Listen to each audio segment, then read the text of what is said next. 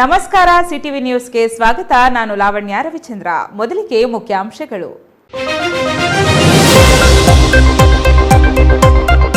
Bike ಸವಾರರೇ ಎಚ್ಚರ, ನಾಳೆಯಿಂದ ಚಿಕ್ಕಬಳ್ಳಾಪುರ ಜಿಲ್ಲೆಯಾದ್ಯಂತ ಹೆಲ್ಮೆಟ್ ಕಡ್ಡಾಯ. ತಲೆ ಮೇಲೆ ಹೆಲ್ಮೆಟ್ ಇಲ್ಲ ಅಂದ್ರೆ ಬೀಳುತ್ತೆ, ಜೇಬಿಗೆ ಕತ್ತರಿ. ಬಂಕ್ನಲ್ಲಿ ಪೆಟ್ರೋಲ್ ಹಾಕಲ್ಲ, ಜಿಲ್ಲಾಡಳಿತ ಭವನಕ್ಕೆ ಪ್ರವೇಶವೂ ಇಲ್ಲ. ಪ್ರಿಯತಮೆ ಮನೆಯಲ್ಲಿಯೇ ಬೆಂಕಿಗೆ ಬಲಿಯಾದ ಪ್ರಿಯಕರ. ಗುಡಿಬಂಡೆ ತಾಲೂಕಿನ ಹಂಪಸಂದ್ರದಲ್ಲಿ ನಡೆದಿದ್ದ ಘಟನೆ. ಪ್ರಿಯತಮೆ ಆಕೆಯ ಎರಡನೇ ಗಂಡ ಬೆಂಕಿ ಹಚ್ಚಿ ಕೊಲೆ ಆರೋಪ. ಇಂದು ವಿಚಾರಣೆಗೆ ಹಾಜರಾದ ಮಹಿಳೆ.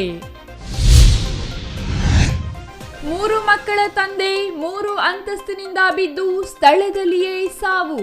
ನಿರ್ಮಾಣ ಹಂತದ ಕಟ್ಟಡಕ್ಕೆ ನೀರು ಹಾಕಲು ಹೋಗಿ ದುರಂತ. ಮೃತನ ಕುಟುಂಬಕ್ಕೆ ಆಸರೆಯಾಗಲು ಕುಟುಂಬಸ್ಥರ ಅಳಲು. ದೊಡ್ಡಬಳ್ಳಾಪುರದಲ್ಲಿ ಇತ್ತೀಚೆಗೆ ನಡೆದಿದ್ದ ಕೊಲೆ ಆರೋಪಿಗಳ ಬಂಧನ. ನಡು ರಸ್ತೆಯಲ್ಲಿಯೇ ಮಾರಕಾಸ್ತ್ರಗಳಿಂದ ಕೊಚ್ಚಿ ಕೊಲೆಗೈದಿದ್ದ ಆರೋಪಿಗಳು. ಕೊಲೆಗೆ ಅಕ್ರಮ ಸಂಬಂಧವೇ ಕಾರಣದ ಶಂಕೆ.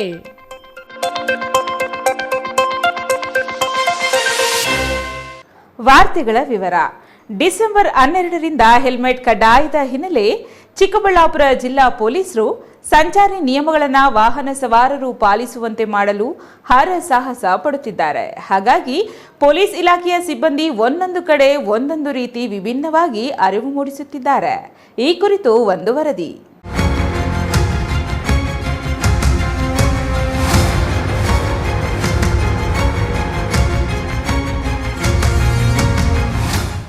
ಚಿಕ್ಕಬಳ್ಳಾಪುರ ಜಿಲ್ಲೆಯಲ್ಲಿ ಹೆಚ್ಚಾಗಿ ವಾಹನ ಸವಾರರು ಸಂಚಾರಿ ನಿಯಮಗಳನ್ನು ಪಾಲಿಸದೆ ಹೆಲ್ಮೆಟ್ ಧರಿಸದೆ ಪ್ರತಿನಿತ್ಯ 10 ಅಪಘಾತಗಳಿಂದ ಸಾವು ನೋವಿನ ಪ್ರಕರಣಗಳು ದಾಖಲಾಗುತ್ತಿವೆ.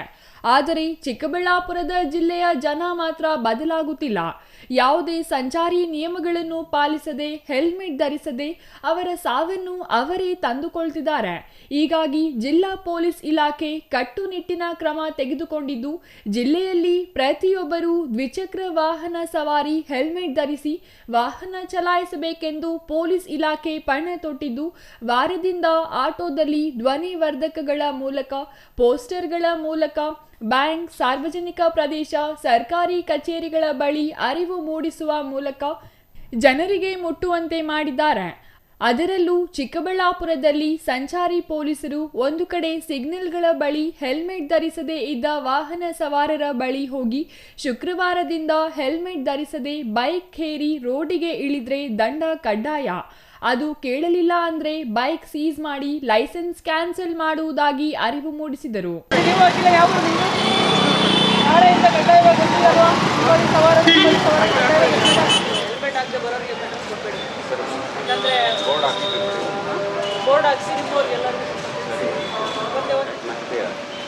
ವಿತೌಟ್ ಹೆಲ್ಮೆಟ್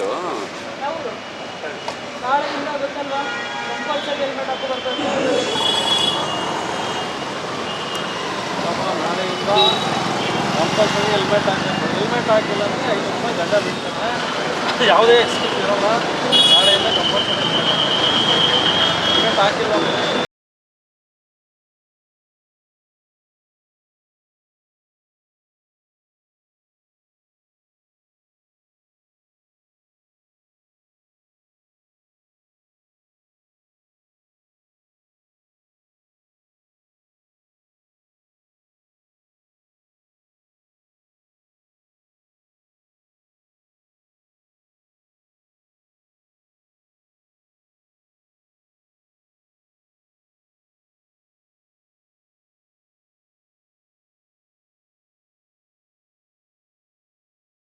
ಸಂಚಾರಿ ಪೊಲೀಸ್ ಠಾಣೆಯ ಪಿಎಸ್ಐ ಮಂಜುಳಾ ಅವರು ಶಾಲಾ ಕಾಲೇಜುಗಳಿಗೆ ಭೇಟಿ ನೀಡಿ ಸಂಚಾರಿ ನಿಯಮಗಳ ಬಗ್ಗೆ ಅರಿವು ಕಾರ್ಯಕ್ರಮವನ್ನು ಆಯೋಜಿಸಿ ಕಾಲೇಜಿನ ಮಕ್ಕಳಿಗೆ ಸಂಚಾರ ನಿಯಮಗಳ ಬಗ್ಗೆ ವಿಡಿಯೋ ಮತ್ತು ಚಿತ್ರಗಳು, ಪೋಸ್ಟರ್ಗಳು ಮುಖಾಂತರ ತೋರಿಸಿ ಸಂಚಾರ ನಿಯಮಗಳ ಬಗ್ಗೆ ಪಾಠ ಮಾಡಿ ಅರಿವು ಮೂಡಿಸಿದ್ದು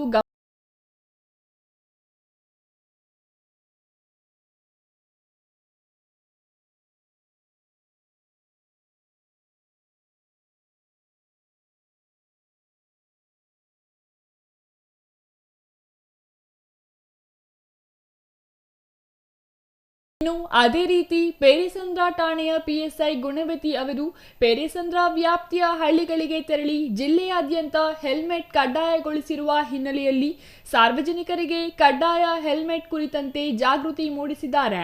ಅದಲ್ಲದೆ ಪೆಟ್ರೋಲ್ ಬಂಕ್ಗಳಲ್ಲಿ ಹೆಲ್ಮೆಟ್ ಇದ್ದವರಿಗೆ ಮಾತ್ರ ಪೆಟ್ರೋಲ್ ಹಾಕುವುದು, ಇಲ್ಲವಾದಲ್ಲಿ ವಾಪಸ್ ಕಳುಹಿಸುವುದಾಗಿ ಪೆಟ್ರೋಲ್ ಬಂಕ್ ಮಾಲೀಕರು ಪೊಲೀಸರ ಜೊತೆ ಕೈಜೋಡಿಸಿದ್ದಾರೆ. ನಮಸ್ಕಾರ. ನಮ್ಮ ಚಿಕ್ಕಬಳ್ಳಾಪುರ ಡಿಸ್ಟಿಕಲ್ಲಿ ನಾವು ಟ್ರಾಫಿಕ್ ಸೇಫ್ಟಿ ಅವೇರ್ನೆಸ್ಗೋಸ್ಕರ ತುಂಬ ಎಫರ್ಟ್ಸ್ ಮಾಡ್ತಾಯಿದ್ದೀವಿ. ಅದೇ ವಿಚಾರದಲ್ಲಿ ನಾವು ಒಂದು ಸ್ಪೆಷಲ್ ಡ್ರೈವ್ ಮಾಡ್ತಾಯಿದ್ದೀವಿ. 12ನೇ ತಾರೀಕಿಂದ ಕಡ್ಡಾಯವಾಗಿ ಹೆಲ್ಮೆಟ್ ಹಾಕಬೇಕು, ಅದರ್ವೈಸ್ ಸ್ಟ್ರಿಕ್ಟ್ ಆ್ಯಕ್ಷನ್ ಆಗುತ್ತೆ. ನಾವು ಸುಮಾರು ದಿನದಿಂದ ನೋಡ್ತಾ ಇರ್ತೀವಿ ಹೆಚ್ಚಿನ ಸಂಖ್ಯೆಯಲ್ಲಿ ಆಕ್ಸಿಡೆಂಟ್ಸ್ ಆಗ್ತಾಯಿದೆ. ಮತ್ತು ಸುಮಾರು ಆಕ್ಸಿಡೆಂಟ್ಸಲ್ಲಿ ಈ ಥರ ಕೂಡ ನಮ್ಮ ಗಮನಕ್ಕೆ ಬಂದಿದೆ ಹೆಲ್ಮೆಟ್ ಯೂಸ್ ಮಾಡಲ್ಲ, ಈ ಕಾರಣ ಬಗ್ಗೆ ಅವ್ರದ್ದು ಡೆತ್ ಆಗಿದೆ. ಸೊ ಡೆಫಿನೆಟ್ಲಿ ಹೆಲ್ಮೆಟ್ ಯೂಸ್ ಮಾಡ್ತಾರೆ. ಅಟ್ಲೀಸ್ಟ್ 50% ಆಕ್ಸಿಡೆಂಟ್ಸಲ್ಲಿ ಫೆಟಲ್ ಆಕ್ಸಿಡೆಂಟ್ಸ್ ಏನಾಗ್ತಾಯಿದೆ ಅದು ನಮಗೆ ಲೈಫ್ ಸೇವ್ ಮಾಡೋಕ್ಕೆ ಆಗುತ್ತೆ ಆ ಆಕ್ಸಿಡೆಂಟ್ಸಲ್ಲಿ. ಈ ಥರ ನಮ್ಮ ಒಂದು ಅನಾಲಿಸಿಸ್ ನಾವು ಮಾಡಿದ್ದೀವಿ. ಈ ಕಾರಣ ಬಗ್ಗೆ ಒಂದು ತೀರ್ಮಾನ ಮಾಡಿದ್ದೀವಿ ನಾವು 12ನೇ ತಾರೀಕಿಂದ ಎಲ್ಲ ಕಡ್ಡಾಯ ಹಾಕಬೇಕು ಹೆಲ್ಮೆಟ್ ಪೂರ್ತಿ ಡಿಸ್ಟ್ರಿಕ್ದಲ್ಲಿ. ಸೊ ಈ ವಿಚಾರ ಬಗ್ಗೆ ಪೂರ್ತಿ ಡಿಸ್ಟ್ರಿಕ್ದಲ್ಲಿ ಎಲ್ಲ ಸ್ಟೇಷನ್ಸ್ ವತಿಯಿಂದ ಒಂದು ಅವೇರ್ನೆಸ್ ಪ್ರೋಗ್ರಾಮ್ಸ್ ನಡ್ತಾ ಇದೆ. ಈಗ ನಾವು ಓನ್ಲಿ ಅವೇರ್ನೆಸ್ ಕ್ರಿಯೇಟ್ ಮಾಡ್ತಾ ಇದ್ದೀವಿ, ಪಬ್ಲಿಕ್ಗೆ ರಿಕ್ವೆಸ್ಟ್ ಮಾಡ್ತಾ ಇದ್ದೀವಿ. ಬೇರೆ ಗೌರ್ಮೆಂಟ್ ಆಫೀಸಸಲ್ಲಿ ಕೂಡ ಹೋಗಿ ರಿಕ್ವೆಸ್ಟ್ ಮಾಡ್ತಾ ಇದ್ದೀವಿ. ಜೊತೆಗೆ ಸ್ಕೂಲ್ ಕಾಲೇಜಸ್ ಮತ್ತು ಇಂಪಾರ್ಟೆಂಟ್ ಜಂಕ್ಷನ್ಸಲ್ಲಿ ರಿಕ್ವೆಸ್ಟ್ ಮಾಡ್ತಾ ಇದ್ದೀವಿ ಪಬ್ಲಿಕ್ ಜೊತೆಗೆ. ಸೊ ಇದು ಸ್ವಲ್ಪ ಟೈಮ್ ಕೊಟ್ಟಿದ್ದೀನಿ. 12ನೇ ತಾರೀಕಿಂದ ಇದನ್ನು ತುಂಬ ಸ್ಟ್ರಿಕ್ಟಾಗಿ ನಾವು ಇಂಪ್ಲಿಮೆಂಟ್ ಮಾಡ್ತೀವಿ. ಮತ್ತು ಯಾರು ಹೆಲ್ಮೆಟ್ ಹಾಕಲ್ಲ ಅವ್ರ ಮೇಲೆ ಕ್ರಮ ತಗೊಂಡು ಅವ್ರದ್ದು ಗಾಡಿ ಮೇಲೆ ಫೈನ್ ಹಾಕ್ತೀವಿ. ಅದರ್ವೈಸ್ ಗಾಡಿ ಕೂಡ ಸೀಸ್ ಮಾಡ್ತೀವಿ ರಿಪೀಟೆಡ್ ಆಫೆಂಡರ್ಸ್ಗೆ. ಇನ್ನು ಈಗಾಗಲೇ ಕಳೆದ 1 ವಾರದಿಂದ ಚಿಕ್ಕಬಳ್ಳಾಪುರ ಜಿಲ್ಲೆಯಲ್ಲಿ ಪೊಲೀಸ್ ಇಲಾಖೆ ವಿಭಿನ್ನ ರೀತಿಯಲ್ಲಿ ಡಿಸೆಂಬರ್ 12ರಿಂದ ಹೆಲ್ಮೆಟ್ ಕಡ್ಡಾಯದ ಕುರಿತು ಅರಿವು ಮೂಡಿಸಿಕೊಂಡು ಬಂದಿದ್ದು, ಶುಕ್ರವಾರದಿಂದ ಪೊಲೀಸ್ ಇಲಾಖೆ ಕಟ್ಟುನಿಟ್ಟಿನ ಕ್ರಮ ತೆಗೆದುಕೊಂಡಿದ್ದು, ನಾನು ಅವರ ಕಡೆಯವನು, ನಾನು ರಾಜಕಾರಣಿಯ ಮಗ, ನಾನು ಸರ್ಕಾರಿ ಅಧಿಕಾರಿ ಅಂತೆಲ್ಲ ಹೇಳಿದ್ರು ಡೋಂಟ್ ಕೇರ್. ಶುಕ್ರವಾರದಿಂದ ಮನೆಯಿಂದ ಆಚೆ ಬರುವ ಮುನ್ನ ಹೆಲ್ಮೆಟ್ ಹಿಡಿ, ಇಲ್ಲದಿದ್ರೆ ಪೊಲೀಸರು ಹಾಕುವ ದಂಡ ಕಟ್ಟಿ ಮನೆಗೆ ನಡಿ ಎನ್ನುವ ರೀತಿ ಇರುತ್ತೆ. ಎಚ್ಚರ ಎಚ್ಚರ. Thoudanahalli Ramesh, CTV news, Chikkaballapur.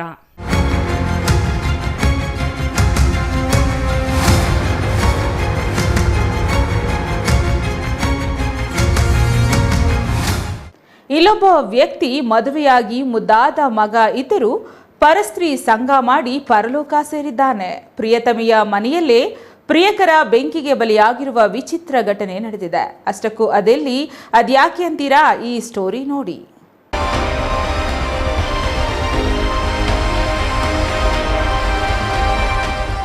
ಪ್ರಿಯಕರನೊಬ್ಬ ಪ್ರಿಯತಮೆಯ ಮನೆಯಲ್ಲೇ ಬೆಂಕಿಗೆ ಬಲಿಯಾದ ಘಟನೆ ಗುಡಿಬಂಡೆ ತಾಲೂಕಿನ ಹಂಪಸಂದ್ರ ಗ್ರಾಮದಲ್ಲಿ ನಡೆದಿದೆ. ಹೌದು, ಗ್ರಾಮದ 27 ವರ್ಷದ ಗಗನ್ ಶಂಕರ್ ತೀವ್ರ ಸುಟ್ಟಗಾಯಗಳಿಂದ ದಾರುಣವಾಗಿ ಸಾವನ್ನಪ್ಪಿದ ವ್ಯಕ್ತಿಯಾಗಿದ್ದು, ನಿನ್ನೆ ಗಗನ್ ಶಂಕರ್ ತನ್ನ ಪ್ರಿಯತಮೆ ವೆನ್ನೆಲಾ ಬಿಬಿಜಾನ್ ಮನೆಗೆ ಹೋಗಿದ್ದನಂತೆ. ಈ ವೇಳೆ ಅಲ್ಲಿ ಆಕೆಯ 2ನೇ ಗಂಡನೊಂದಿಗೆ ಮಾತಿಗೆ ಮಾತು ಬೆಳೆದು ಗಲಾಟೆಯಾಗಿತ್ತಂತೆ. ಈ ವೇಳೆ ಗಗನ್ ಶಂಕರ್ ಮೇಲೆ ಪೆಟ್ರೋಲ್ ಸುರಿದು ಬೆಂಕಿ ಹಚ್ಚಿದ್ದಾರಂತೆ. ಇದರಿಂದ ತೀವ್ರ ಸುಟ್ಟಗಾಯಗಳಿಂದ ನರಳುತ್ತಿದ್ದ ಈತನನ್ನ ಬಾಗೇಪಲ್ಲಿ ಸಾರ್ವಜನಿಕ ಆಸ್ಪತ್ರೆಯಲ್ಲಿ ಪ್ರಾಥಮಿಕ ಚಿಕಿತ್ಸೆ ನೀಡಿ ನಂತರ ಹೆಚ್ಚಿನ ಚಿಕಿತ್ಸೆಗೆ ಕರೆದೊಯ್ದಿದ್ದಾರೆ. ಆದರೆ ದುರದೃಷ್ಟವಶಾತ್ ಗಗನ್ ಶಂಕರ್ ಚಿಕಿತ್ಸೆ ಫಲಕಾರಿಯಾಗದೆ ಸಾವನ್ನಪ್ಪಿದ್ದಾನೆ. ಬಿಬಿಜಾನಿ ಎಂಬ ಮುಸ್ಲಿಂ ಯುವತಿ 7-8 ವರ್ಷಗಳ ಹಿಂದೆ ಹಿಂದೂ ವ್ಯಕ್ತಿ ದೇವೇಂದ್ರ ಬಾಬು ಜೊತೆಗೆ ಮದುವೆಯಾಗಿ ಹಿಂದೂ ಆಗಿ ಬದಲಾಗಿ ವೆನ್ನೆಲಾ ಹೆಸರು ಬದಲಾಯಿಸಿಕೊಂಡಿದ್ದಳಂತೆ. ಈ ಹಿಂದೆ ಮದುವೆಯಾಗಿದ್ದ ತನ್ನ ಪತಿಯನ್ನ ತೊರೆದಿದ್ದಳ. ಈ ಮೊದಲೇ ಆಕೆಯೊಂದಿಗೆ ಸಲಿಗೆ ಬೆಳೆಸಿಕೊಂಡಿದ್ದ ಗಗನ್ ಶಂಕರ್ ಆಕೆಯೊಂದಿಗೆ ಅನೈತಿಕ ಸಂಬಂಧ ಇಟ್ಟುಕೊಂಡಿದ್ದನಂತೆ.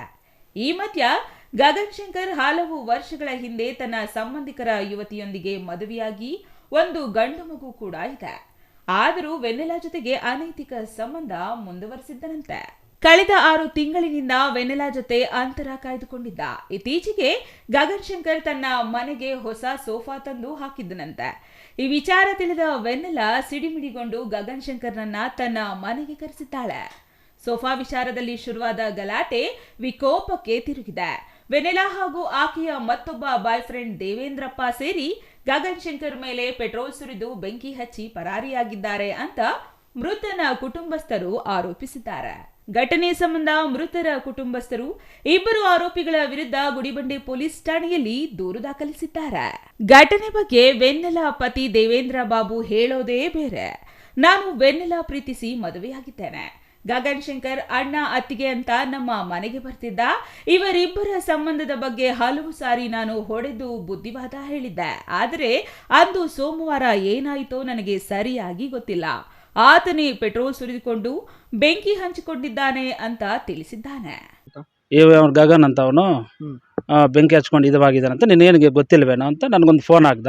ಏನೋ ನನಗೇನು ಗೊತ್ತಿಲ್ಲ, ನಿನ್ಗೆ ಯಾರಣ್ಣ ಹೇಳಿದಾರೆ ಇಂಥವ್ರು ಅಂದರು. ಆಯಿತು ಅಂತ ಅವ್ರ ಇನ್ನೊಬ್ರಿಗೆ ಫೋನ್ ಮಾಡಿದೆ. ಅವ್ರಣ್ಣ ಈ ಥರ ಆಗೈತೆ, ಅದು ನನಗೂ ಏನು ಗೊತ್ತಿಲ್ಲ ಸರಿಯಾಗಿ ಮಾಹಿತಿ ಅಂತ ಹೇಳಿದ್ರು.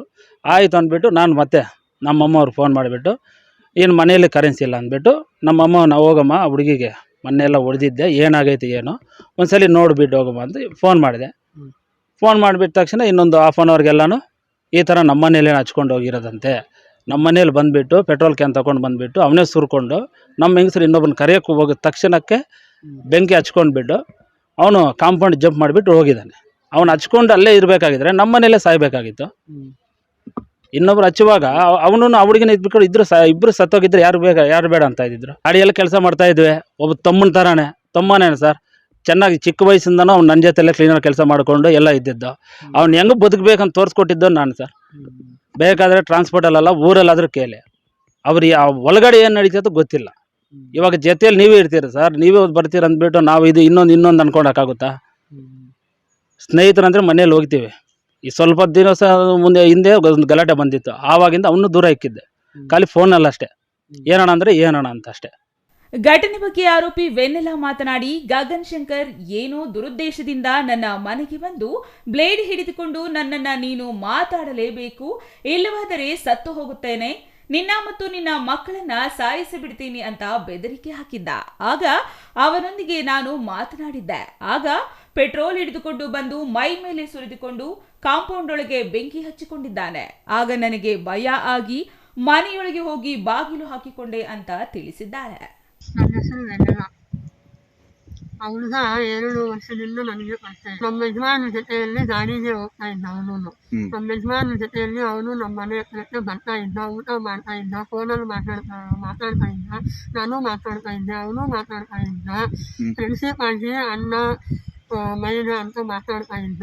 ಮತ್ತೆ ಅವನ ಮನಸ್ಸಲ್ಲಿ ಏನು ಉದ್ದೇಶದಿಂದ ನನ್ನನ್ನು ನೀನು ಹಿಂಗೆ ಮಾತಾಡಲೇಬೇಕು, ಇಲ್ಲದಿದ್ದರೆ ನಾನು ಸತ್ತು ಹೋಗ್ತೀನಿ ಅಂತ ನಮ್ಮ ಯಜಮಾನರು ಗಾಡಿ ಹೋಗುವಾಗ ಹೋಗಿದ್ದು ನೋಡಿ ನಮ್ಮ ಮನೆ ಹತ್ರ ಬಂದು ಬ್ಲೇಡ್ ಇಳಿಸ್ಕೊಂಡು ನೀನು ಮಾತಾಡಲೇಬೇಕು, ಇಲ್ಲದಿದ್ದರೆ ನಾನು ಸತ್ತು ಹೋಗ್ತೀನಿ, ನಿನ್ನನ್ನು ಸಾಯಿಸ್ಬಿಡ್ತೀನಿ, ಮಕ್ಕಳನ್ನ ಸಾಯಿಸ್ತೀನಿ ಅಂತ ಹೇಳಿದಾಗ ನಾನು ಮಾತಾಡಿದ್ದೀನಿ. ಈ ವಿಷಯ ಅವ್ರ ಮನೆಯವರಿಗೆ ಗೊತ್ತಿರುವುದರಿಂದ ಅವ್ರ ಹೆಂಡತಿ ಗಂಡಸರಿಗೆ ಅವ್ರ ಕುಟುಂಬದ ಸದಸ್ಯರಿಗೆ ಇಡುವುದರಿಂದ ಅವರು ಎಲ್ಲ ನಮ್ಮ ಮನೆ ಹತ್ರಕ್ಕೆ ಗಲಾಟೆಗೆ ಬಂದಿರುತ್ತಾರೆ. ಆಗ ನಾನು ಹೇಳಿದೆ, ನಿಮ್ಮ ಹುಡುಗ ನಮ್ಮ ಮನೆ ಹತ್ರ ಬಂದು ಇಂಥ ಎಲ್ಲ ಮಾಡಿದ್ದಾನೆ, ಅದಕ್ಕೆ ನಾನು ಮಾತಾಡಿದ್ದೀನಿ ಅಂತ. ಸಾಯಲಿ, ಸತ್ತೋಗ್ಲಿ, ನೀನು ಮಾತಾಡಬಾರ್ದು ಅಂತ ಅವ್ರು ಹೇಳಿದ್ದಾರೆ. ಗಲಾಟೆ ಆಗಿ 1 ವರ್ಷ ಆಗಿದೆ. ಆವತ್ತಿನಿಂದ ನಾನು ಫೋನು ಮಾತಾಡಿಲ್ಲ, ಅವರು ಬಂದಿಲ್ಲ, ಏನೂ ಇಲ್ಲ.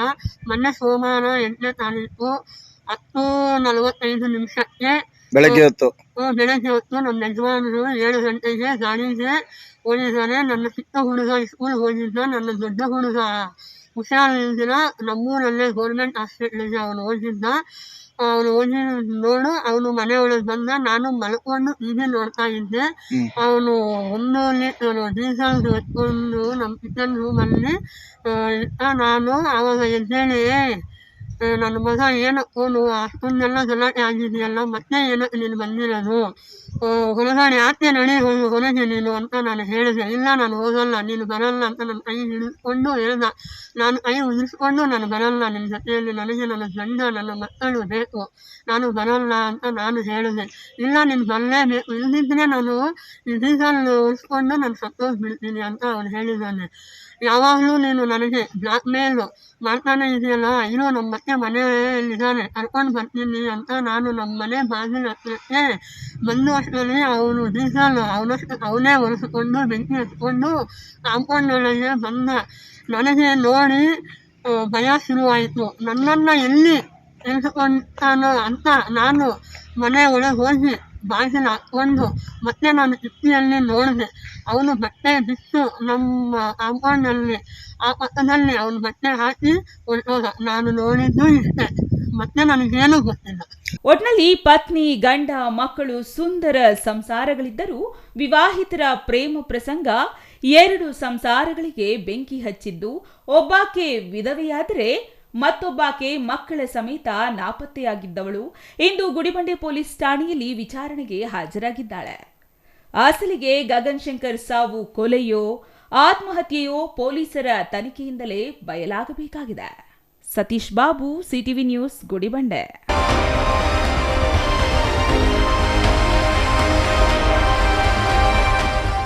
ಅವನೊಬ್ಬ ಕಟ್ಟಡ ಕಾರ್ಮಿಕ. ನಿಯತ್ತಾಗಿ 8 ವರ್ಷಗಳಿಂದ ಒಬ್ಬ ಮೇಸ್ತ್ರಿಯ ಬಳಿಯೇ ಕೆಲಸ ಮಾಡಿಕೊಂಡಿದ್ದ. ಮೇಸ್ತ್ರಿ ಹೇಳಿದ ಜಾಗದಲ್ಲಿ ಕೆಲಸ ಮಾಡಿಕೊಂಡು ತನ್ನ ಕುಟುಂಬವನ್ನು ಚೆನ್ನಾಗಿ ಪೋಷಣೆ ಮಾಡಿಕೊಂಡಿದ್ದ. ಆದರೆ ಅವನ ಗ್ರಹಚಾರ ಕೆಟ್ಟಿತ್ತೋ ಏನೋ, ಬೆಳಗ್ಗೆ ಬೇಗ ಹೋಗಿ 3 ಅಂತಸ್ತಿನ ಮೇಲೆ ನಿಂತು ಗೋಡೆಗಳಿಗೆ ನೀರು ಹಾಕಿದ್ದ ವೇಳೆ ಕಾಲು ಜಾರಿ ಕೆಳಗೆ ಬಿದ್ದು ಇಹಲೋಕ ತ್ಯಜಿಸಿದ್ದಾನೆ. ಅದೆಲ್ಲಿ ಅಂತೀರಾ? ಈ ವರದಿ ನೋಡಿ.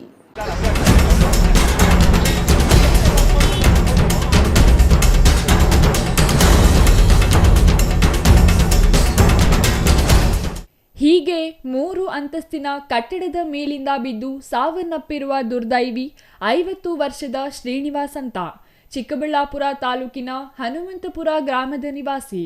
ಮೃತ ಶ್ರೀನಿವಾಸ್ಗೆ 3 ಮಕ್ಕಳಿದ್ದು ಕಟ್ಟಡ ಕಾರ್ಮಿಕನ ಕೆಲಸ ಮಾಡಿಕೊಂಡು ಮಕ್ಕಳನ್ನು ಬೆಂಗಳೂರಿನ ಪ್ರತಿಷ್ಠಿತ ಕಾಲೇಜುಗಳಲ್ಲಿ ಇಂಜಿನಿಯರಿಂಗ್ ವಿದ್ಯಾಭ್ಯಾಸ ಕೊಡಿಸುತ್ತಿದ್ದಾರೆ. ಮಕ್ಕಳಿಗೆ ಒಳ್ಳೆಯ ವಿದ್ಯಾಭ್ಯಾಸ ಕೊಡಿಸಲು ಲಕ್ಷಾಂತರ ರೂಪಾಯಿ ಸಾಲ ಓಲ ಮಾಡಿಕೊಂಡಿದ್ದಾರೆ. ಅದನ್ನು ತೀರಿಸಲು ಚಿಕ್ಕಬಳ್ಳಾಪುರ ನಗರದ ಗಾರೆ ಮೇಸ್ತ್ರಿ ಲಕ್ಷ್ಮೀನಾರಾಯಣ ಎಂಬುವವರ ಬಳಿ 8 ವರ್ಷಗಳಿಂದ ಹೆಲ್ಪರ್ ಆಗಿ ಕೆಲಸ ಮಾಡಿಕೊಂಡಿದ್ದಾರೆ. ಬೆಳಿಗ್ಗೆ ಏಳೋದು, ಮೇಸ್ತ್ರಿ ಹೇಳಿದ ಕಡೆ ಕೆಲಸ ಮಾಡೋದು ಇವರ ಹವ್ಯಾಸವಾಗಿರುತ್ತೆ. ಅದರಂತೆ ಶ್ರೀನಿವಾಸ್ ಇಂದು ಬೆಳಿಗ್ಗೆ ಎದ್ದು ಚಿಕ್ಕಬಳ್ಳಾಪುರ ನಗರದ ನಗರಸಭೆಯ ಪಕ್ಕದಲ್ಲೇ ಕಟ್ಟುತ್ತಿರುವ 3 ಅಂತಸ್ತಿನ ಮನೆಗೆ ಬಂದಿದ್ದಾನೆ. ಆದರೆ ಅವನ ಗ್ರಹಚಾರ ಕೆಟ್ಟಿತ್ತೋ ಏನೋ, 3 ಅಂತಸ್ತಿನ ಮೇಲೆ ನಿಂತು ಕಟ್ಟಡದ ಗೋಡೆಗಳಿಗೆ ನೀರು ಹಾಕ್ತಿದ್ದ ವೇಳೆ ಕಾಲು ಜಾರಿ ಕೆಳಗೆ ಬಿದ್ದು ತಲೆಗೆ ಗಂಭೀರ ಗಾಯವಾಗಿ ಸ್ಥಳದಲ್ಲೇ ಇಹಲೋಕ ತ್ಯಜಿಸಿದ್ದಾರೆ. ಮೃತದೇಹವನ್ನು ಚಿಕ್ಕಬಳ್ಳಾಪುರ ಜಿಲ್ಲಾಸ್ಪತ್ರೆಗೆ ರವಾನಿಸಿ ಮರಣೋತ್ತರ ಪರೀಕ್ಷೆ ನಡೆಸಿದ್ದಾರೆ. ಮೃತ ಶ್ರೀನಿವಾಸ್ ಕುಟುಂಬದವರು 3 ಜನ ಮಕ್ಕಳಿದ್ದು ಅವರ ಬದುಕಿಗೆ ಬೇಕಾದ ಅವಶ್ಯಕತೆ ಮಾಡಿಕೊಡಿ ಎಂದು ಮೃತ ವ್ಯಕ್ತಿಯ ಕಡೆಯವರು ಮೇಸ್ತ್ರಿ ಬಳಿ ಕೇಳಿಕೊಂಡಿದ್ದಾರೆ. ನಾರಾಯಣ ಸ್ವಾಮಿ ಅಂತ ನನ್ನ ಅಳಿಯವನು, ಓಕೆನಾ. ಇವ್ರ ತಂದೆ ಸತ್ತೋಗಿದ್ದಾರೆ, ಡೆತ್ ಆಗಿದ್ದಾರೆ. ಅಂದರೆ ಒಬ್ಬ ಕಾರ್ಮಿಕರಿಗೆ ಕೆಲಸ ಮಾಡೋಕ್ಕೋಗಿ, ಗಾರೆ ಕೆಲಸ ಮಾಡೋಕ್ಕೋಗಿ ಬಿಲ್ಡಿಂಗ್ ನೀರು ಹಾಕೋಗಿ 3ನೇ ಫ್ಲೋರಿಂದ ಬಿದ್ದು ಅಲ್ಲೇ ಡೆತ್ ಆಗಿದ್ದಾರೆ, ಓಕೆನಾ. ಇಲ್ಲಿ ತೊಗೊಂಬಂದು ಇದು ಮಾಡಿದ್ದಾರೆ. ಇವಾಗ ನಾವು FIR ಮಾಡಬೇಕಂತಿದ್ದೀವಿ. ಇವಾಗ ಏನು ಹೇಳ್ತಾ ಇದ್ದಾರೆ ಅಂದರೆ ಅಟ್ಲೀಸ್ಟ್ 3 ಜನ ಮಕ್ಕಳಿದ್ದಾರೆ. ಇಷ್ಟು ವರ್ಷ ಓದಿರೋದು ಒಂದು, ಇವಾಗ ಮಕ್ಕಳು 4 ವರ್ಷ ಓದೋದೊಂದು ಅವ್ರ ಭವಿಷ್ಯ ಇರೋದು, ಓಕೆನಾ. ಅದರಿಂದ ನಾನೇನು ಹೇಳ್ತೀನಿ, ಒಂದು 5-5 ಲಕ್ಷ ಅವ್ರ ಹೆಸರಲ್ಲಿ ಫಿಕ್ಸೆಡ್ ಮಾಡಿದ್ರೆ ಅಟ್ಲೀಸ್ಟ್ ಅವರು ಎಜುಕೇಷನ್ ಆದರೂ ಕಂಪ್ಲೀಟ್ ಆಗುತ್ತೆ. ಒಬ್ಬರು ಲೇಡಿ ಇದ್ದಾರೆ, ಸಾಮಾನ್ಯ ಅವ್ರ ಲೇಡಿ 3 ಜನ ಮಕ್ಕಳನ್ನ ಓದ್ಕೊಂಡು ಅವ್ರ ಫ್ಯೂಚರ್ಲಿ 10,000 ಸಂಬಳ ತೊಗೊಂಡು ಹೆಂಗೆ ಸೆಟ್ ಮಾಡೋಕ್ಕಾಗುತ್ತೆ, ಓಕೆನಾ. ಪ್ರಾಣ ಹೋಗಿರೋದ್ರಿಂದ ನಾನು ಇಷ್ಟು ಕೇಳ್ತಾ ಇದ್ದೀನಿ, ಓಕೆನಾ. ಓಕೆ, ಅದನ್ನು ಕಮಿಟ್ಮೆಂಟ್ ಕುತ್ಕೊಂಡು ಮಾತಾಡಿ ಏನೋ ಒಂದು ಕ್ಲಿಯರ್ ಮಾಡಿ ಇಲ್ಲಿಗೆ ಕ್ಲೋಸ್ ಮಾಡೋಣ. ಇಲ್ಲಾಂದರೆ ಇದಕ್ಕೆ ನ್ಯಾಯ ಬೇಕು ಸರ್. ಇದು ಬಿಲ್ಡಿಂಗ್ ಓನರ್ಗೆ ನೀರು ಹಾಕೋಕ್ಕೆ ಅಲ್ಲಿ ಕಳಿಸಿದ್ದಾರೆ. ಓನರು ಅಲ್ಲಿ ಬಿಲ್ಡಿಂಗ್ ನೀರು ಹಾಕು ಅಂತ ಹೇಳಿದ್ದಾರೆ. ಅವರು ಹೋಗಿದ್ದಾರೆ, ಈ ಸೀನಪ್ಪ ಅನ್ನೋರು ಅಲ್ಲಿಗೆ ಹೋಗಿದ್ದಾರೆ. ಆ ಬಿಲ್ಡಿಂಗ್ ನೀರು ಹಾಕ್ಬೇಕು 3ನೇ ಫ್ಲೋರಿಂದ ಕಾಲು ಸ್ಲಿಪ್ಪಾಗಿ ಬಿದ್ದೋಗಿದ್ದಾರೆ. ಬಿದ್ದೋಗಿ ಅಲ್ಲೇ ಡೆತ್ ಆಗಿದ್ದಾರೆ. ಬಿಲ್ಡಿಂಗ್ ಹತ್ರ ಡೆತ್ ಆಗೋಗಿದ್ದಾರೆ. ಡೆತ್ ಆದಮೇಲೆ ತಂದು ಗೌರ್ಮೆಂಟ್ ಹಾಸ್ಪಿಟಲ್ ಇದು ಮಾಡಿದ್ದಾರೆ. ಈಗ ಪೋಸ್ಟ್ ಮಾರ್ಟಮ್ ರಿಪೋರ್ಟ್ ಮಾಡಬೇಕು, ಓಕೆನಾ. ಓಕೆ, ಇಲ್ಲೇ ಸೆಟ್ಲ್ಮೆಂಟ್ ಮಾಡೋಣ. ಯಾರ ಹತ್ರ ಕೆಲಸ ಮಾಡ್ತಾಯಿದ್ರು, ಏನು ಕೆಲಸ ಮಾಡ್ತಾಯಿದ್ರು ಸರ್? ಇವರು ಗಾರೆ ಕೆಲಸಕ್ಕೆ ನೀರು ಹಾಕೋಕೆ ಹೋಗಿದ್ರು, ಹೆಲ್ಪರ್ ಕೆಲಸಕ್ಕೆ ಹೋಗ್ತಾಯಿದ್ರು. ಲಕ್ಷ್ಮೀನಾರಾಯಣಪ್ಪ ಅಂತ ಹೇಳ್ಬಿಟ್ಟು ಇವ್ರು ಮೇಸ್ತ್ರಿ. ಒಂದು 20 ಇಯರ್ಸ್ನಿಂದ ಅವ್ರ ಹತ್ರನೇ ಕೆಲಸ ಮಾಡ್ತಾಯಿದ್ರು. 20 ಇಯರ್ಸ್ನಿಂದ ಅವ್ರ ಹತ್ರನೇ ಕೆಲಸ ಮಾಡ್ತಾಯಿದ್ದಾರೆ. ಆ ಬಿಲ್ಡಿಂಗ್ ಅದು ಡೆತ್ ಆಗೋದ ತಕ್ಷಣ ತೊಗೊಂಬಂದು ಇಲ್ಲಿ ಮಾಡಿದ್ದಾರೆ. ಪ್ರಾಣ ಇದೆ ಅಂತ ಪ್ರಾಣನೇ ಇಲ್ಲ, ಅಲ್ಲೇ ಸತ್ತೋಗಿದ್ದಾರೆ. ಅಲ್ಲೇ ಬಿಲ್ಡಿಂಗ್ ಹತ್ರ ಸತ್ತೋಗಿದ್ದಾರೆ. ಏನಿಲ್ಲ, ಇಲ್ಲಿಗೆ ಬಂದಮೇಲೆ ಸತ್ತೋಗಿದ್ದಾರೆ ಅಂತ ಹೇಳಿದ್ದಾರೆ. ಆ ಬಿಲ್ಡಿಂಗ್ ಹತ್ರ ಸತ್ತೋಗಿದ್ದಾರೆ ಅವ್ರು. ಅಲ್ಲೇ ಬಿದ್ದ ತಕ್ಷಣ ಆಗೋಗಿದ್ದಾರೆ. ಇಲ್ಲಿ ತಂದು ಈ ಥರ ಮಾಡಿದ್ದಾರೆ. ಇವಾಗ ಈ ಮಕ್ಕಳಿಗೆ ನ್ಯಾಯ ಬೇಕು ಅಷ್ಟೇ. ಇದಕ್ಕೆ ಏನಾದರೂ ಆಗೋಷ್ಟು ಸಪೋರ್ಟ್ ಇನ್ನು ಮೃತ ಶ್ರೀನಿವಾಸ್ ಚಿಕ್ಕಬಳ್ಳಾಪುರದ ಗಾರೆ ಮೇಸ್ತ್ರಿ ಲಕ್ಷ್ಮೀನಾರಾಯಣ ಬಳಿ 8 ವರ್ಷಗಳಿಂದ ಕೆಲಸ ಮಾಡಿಕೊಂಡು ಬಂದಿದ್ದು ತಾನು ಹೇಳಿದ ಕಡೆ ಕೆಲಸ ಮಾಡ್ತಿದ್ದ. ಆದರೆ ಯಾವಾಗ ಶ್ರೀನಿವಾಸ್ ಕಟ್ಟಡ ಮೇಲಿಂದ ಕೆಳಗೆ ಬಿದ್ದು ಸಾವನ್ನಪ್ಪಿ ಕುಟುಂಬಸ್ಥರು ಕೆಂಗಣ್ಣಿಗೆ ಗುರಿಯಾಗುತ್ತಿದ್ದಂತೆ ಗಾರೆ ಮೇಸ್ತ್ರಿ ಯೂಟರ್ನ್ ಹೊಡೆದಿದ್ದಾನೆ. 3 ದಿನಗಳಿಂದ ನಾವು ಯಾವುದೇ ಕೆಲಸ ಮಾಡ್ತಿಲ್ಲ, ನಾನು ಕಟ್ಟಡಕ್ಕೆ ನೀರು ಹಾಕುವಂತ ಹೇಳೇ ಇಲ್ಲ, ಅವರೇ ಬಂದು ನೀರಾಕಲು ಹೋಗಿ ಬಿದ್ದಿದ್ದಾನೆಂದು ಸಬೂಬು ಹೇಳಿ ಕುಟುಂಬಸ್ಥರಿಂದ ತಪ್ಪಿಸಿಕೊಳ್ಳಲು ಯತ್ನಿಸಿದ್ದಾರೆ. ನಮ್ಮ ಹೆಸರು ಲಕ್ಷ್ಮೀನಾರಾಯಣ ಅಂತ. ಆ ಹುಡುಗ ನಮಗೆ 8 ವರ್ಷದಿಂದ ಮಾಡ್ತಾವನೆ. ಕೆಲಸ ನಿಲ್ಲಿಸಿ 3 ದಿವಸ ಆಗೈತೆ. ಅಲ್ಲೇ ನಿನ್ನೆ ಹೋಗಿ ನೀರು ಹಾಕ್ಕೊಂಬಂದವನೆ. ಇವತ್ತು ಹೇಳಿರಲಿಲ್ಲ. ಆ 8 ಅವ್ನು ಬರೋದೇ 9:30 9 ಗಂಟೆಗೆ ಬರ್ತಾನೆ. ಅಷ್ಟೊದೇ ಇವತ್ತು 8:45ಗೆ ಬಂದವನೆ. ಗೊತ್ತಿಲ್ಲ ನಮ್ಗೆ. ಅಕ್ಕಪಕ್ಕದಲ್ಲಿ ಫೋನ್ ಮಾಡೋವರೆಗೂ ನಮಗೆ ಗೊತ್ತಿಲ್ಲ ಅಲ್ಲಿ ಹೋಗಿರೋದು. ಹೋಗೋ ಅಷ್ಟೊತ್ತು ಬಿದ್ದೋಗ್ಬಿಟ್ಟಿದೆ. ಅಲ್ಲಿ ಬೀಳೋ ಅಷ್ಟು ಜಾಗನೂ ಇಲ್ಲ. ಅದು ಹೆಂಗೆ ಬಿದ್ದೋದನ್ನ ನಮ್ಗೆ ಗೊತ್ತಾಗ್ತಾ ಇಲ್ಲ. 3 ಫ್ಲೋರ್ ಬಿಲ್ಡಿಂಗಿನ ಫ್ಲೋರ್ 3 ಫ್ಲೋರೇ. ಅಲ್ಲಿ ಮೇಲೆ ಬಿದ್ದರೆ ಇಷ್ಟು ಹತ್ರ ಐತೆ. ಗೋಡೆ ಕಟ್ಟಿದ್ದೀವಿ. ಆ ಕಡೆ ಅಲ್ಲಿ ನೀರು ಹಾಕೋಕ್ಕೂ ಜಾಗ ಇಲ್ಲ. ಅರ್ಥ ಆಯ್ತು? ನೀರು ಹಾಕೋ ಅಷ್ಟೇ ಇಲ್ಲ. ನಾವೆಲ್ಲ ಪ್ಲಾಸ್ಟಿಂಗೇ ಮಾಡಿಲ್ಲ. ಅಲ್ಲಿಂದ ಅದು ಹೆಂಗೆ ಬಿದ್ದೋ ನಮಗೆ ಗೊತ್ತಿಲ್ಲ. ಇವತ್ತು ನಿಮ್ಮ ಕೆಲಸಕ್ಕೆ ಬಂದಿರುವಂಥವ್ರೆ? ಕೆಲ್ಸಕ್ಕೆ ಬೇರೆ ಹತ್ರ ಹೋಗ್ಬೇಕಾಗಿತ್ತು. ಅವ್ನು ನಮ್ಗೆ ಆ ಬೇರೆ ಬಿಲ್ಡಿಂಗ್ ಹತ್ರ ಹೋಗ್ಬೇಕಾಗಿತ್ತು. ಆ ಬಿಲ್ಡಿಂಗ್ ಹತ್ರ 8:45ಗೆ ಅವ್ನು ಬರೋದು 9 ಗಂಟೆ 9:30ಗೆ. ಇವತ್ತು 8:45ಗೆ ಬಂದಂಗಿದ್ದಾನೆ. ನಮ್ಗೆ ಅಕ್ಕಪಕ್ಕದಲ್ಲಿ ಮಾಡೋರು ನಮ್ಗೆ ಫೋನ್ ಮಾಡವ್ರೆ, ಹಿಂಗೆ ಯಾರೋ ಬಿದ್ದುಬಿಟ್ಟಿದ್ದಾರೆ ಕೆಲಸದವ್ರು ನೋಡಿ ಬನ್ನಿ ಅಂತ. ನಾವು ಹೋಗೋ ಅಷ್ಟೊತ್ತಿಗೆ ಆ ಹುಡುಗ ಬಿದ್ದ. ಇನ್ನು ಯಾವಾಗ ಗಾರೆ ಮೇಸ್ತ್ರಿ ಮೃತ ಶ್ರೀನಿವಾಸ್ ವಿಚಾರದಲ್ಲಿ ತಪ್ಪಿಸಿಕೊಳ್ಳಲು ಯತ್ನಿಸಿದ್ರೋ ಶ್ರೀನಿವಾಸ್ ಕುಟುಂಬಸ್ಥರು ಪೊಲೀಸ್ ಕಂಪ್ಲೇಂಟ್ ಅಂತ ಮುಂದಾಗಿದ್ರು. ಆದರೆ ದೊಡ್ಡವರ ಸಮ್ಮುಖದಲ್ಲಿ ಮಾತುಕತೆ ನಡೆಸಿ ಮಕ್ಕಳ ಭವಿಷ್ಯಕ್ಕೆ ಆಸರೆ ಆಗ್ತೀವಿ ಅಂದ ಮೇಲೆ ಸುಮ್ಮನಾಗಿದ್ದಾರೆ. ಈ ಘಟನೆಯು ಚಿಕ್ಕಬಳ್ಳಾಪುರ ನಗರ ಠಾಣಾ ವ್ಯಾಪ್ತಿಯಲ್ಲಿ ಪ್ರಕರಣ ನಡೆದಿದೆ. ನಮ್ಮ ಹೆಸರು ಕೃಷ್ಣ ಅಂತ. ನಾಪೋರು ಒಂದು 20 ವರ್ಷದಿಂದ ಗಾರೆ ಕೆಲಸ ಮಾಡ್ತಾಯಿದ್ರು. ಗಾರೆ ಕೆಲಸ ಮಾಡಿದ್ರೆ ನಮ್ಮದು ಇಂಜಿನಿಯರಿಂಗ್ ಫೀಸು, 2 ಇಂಜಿನಿಯರಿಂಗ್ ಓದ್ತಾ ಇದ್ದೀವಿ, ಇನ್ನೊಬ್ಬ SLC ಓದ್ತಾ ಇದ್ದಾನೆ. ನಮ್ಮದು ವರ್ಷಕ್ಕೆ ಬಂದು 2 ಲಕ್ಷ ಫೀಸು, ಇನ್ನೊಬ್ಬಂದು 1.5 ಲಕ್ಷ ಆಗುತ್ತೆ. ಅದನ್ನೆಲ್ಲ ಗಾರೆ ಕೆಲಸ ಮಾಡಿ ಸಾಲ ಮಾಡಿ ಅಲ್ಲೇ ಗಾರೆ ಕೆಲಸದಲ್ಲೇ ಮಾಡಿ ಕಟ್ತಾಯಿದ್ರು. ಬೆಳಗ್ಗೆ ನಾನು ಬೆಂಗಳೂರಲ್ಲಿದ್ದೆ, ಕಾಲೇಜಲ್ಲಿದ್ದೆ. ಫೋನ್ ಬಂತು ಈಗ ಒಂದು ವಾರ ಆಯಿತು ಬಂದು ಇಲ್ಲಿಗೆ. Thoudanahalli Ramesh, CTV news, Chikkaballapur.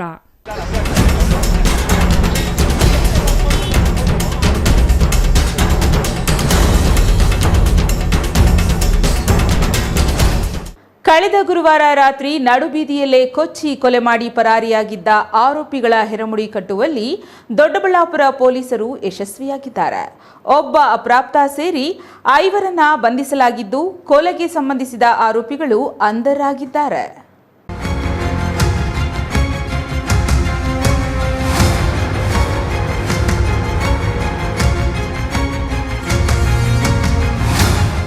ಕಳೆದ ಗುರುವಾರ ರಾತ್ರಿ ನಡುಬೀದಿಯಲ್ಲೇ ಕೊಚ್ಚಿ ಕೊಲೆ ಮಾಡಿ ಪರಾರಿಯಾಗಿದ್ದ ಆರೋಪಿಗಳ ಹೆರೆಮುಡಿ ಕಟ್ಟುವಲ್ಲಿ ದೊಡ್ಡಬಳ್ಳಾಪುರ ಪೊಲೀಸರು ಯಶಸ್ವಿಯಾಗಿದ್ದಾರೆ. 27 ವರ್ಷದ ಪವನ್ ಕುಮಾರ್ ಎಂಬ ಯುವಕನನ್ನ ದೊಡ್ಡಬಳ್ಳಾಪುರ ನಗರದ ಚರ್ಚ್ ಗೇಟ್ ಬಳಿ ಮಾರಕಾಸ್ತ್ರಗಳಿಂದ ಬರ್ಬರವಾಗಿ ಹತ್ಯೆ ಮಾಡಿದ್ದ ಘಟನೆ ದೊಡ್ಡಬಳ್ಳಾಪುರವನ್ನ ಬೆಚ್ಚಿ ಬೀಳಿಸಿತ್ತು. ಇದೀಗ ಕೊಲೆ ಪ್ರಕರಣಕ್ಕೆ ಸಂಬಂಧಿಸಿ ಓರ್ವ ಅಪ್ರಾಪ್ತ ಬಾಲಕ ಸೇರಿ 5 ಆರೋಪಿಗಳನ್ನ ದೊಡ್ಡಬಳ್ಳಾಪುರ ನಗರ ಪೊಲೀಸರು ವಶಕ್ಕೆ ಪಡೆದಿದ್ದಾರೆ. ದೊಡ್ಡಬಳ್ಳಾಪುರದ ಕಂಟನಕುಂಟೆ ಗ್ರಾಮದ ಮಂಜುನಾಥ, ಸಿದ್ದೇನಾಯಕನಹಳ್ಳಿಯ ಉದಯ್ ಕುಮಾರ್, ಸಿದ್ದೇನಾಯಕನಹಳ್ಳಿಯ ಹೇಮಂತ್ ಕುಮಾರ್, ದೇವನಹಳ್ಳಿಯ ಸಂದೀಪ ಮತ್ತು ಓರ್ವ ಅಪ್ರಾಪ್ತ ಬಾಲಕನನ್ನು ನಗರ ಪೊಲೀಸರು ವಶಕ್ಕೆ ಪಡೆದು ವಿಚಾರಣೆ ನಡೆಸುತ್ತಿದ್ದಾರೆ.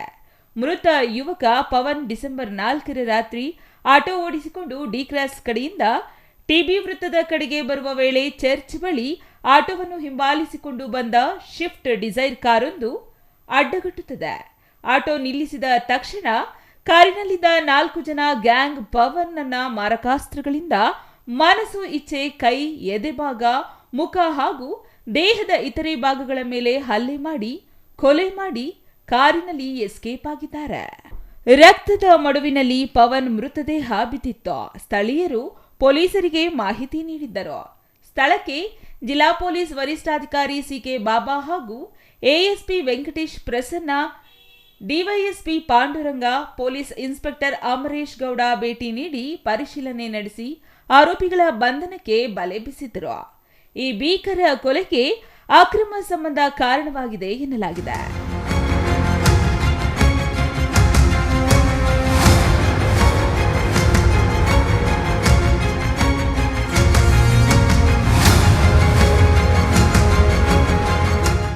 Mahesh, CTV news, Doddaballapura. ಸಂಬಂಧಿಕರ ಮನೆಯಲ್ಲಿ ಶುಭ ಕಾರ್ಯ ಮುಗಿಸಿಕೊಂಡು ಮನೆಗೆ ವಾಪಸ್ ಬರುವಾಗ 2 ಕಾರುಗಳ ಮಧ್ಯೆ ಡಿಕ್ಕಿ ಹೊಡೆದ ಪರಿಣಾಮ ಕಾರುಗಳು ನುಜ್ಜುಗುಜ್ಜಾಗಿರುವ ಘಟನೆ ನಡೆದಿದೆ.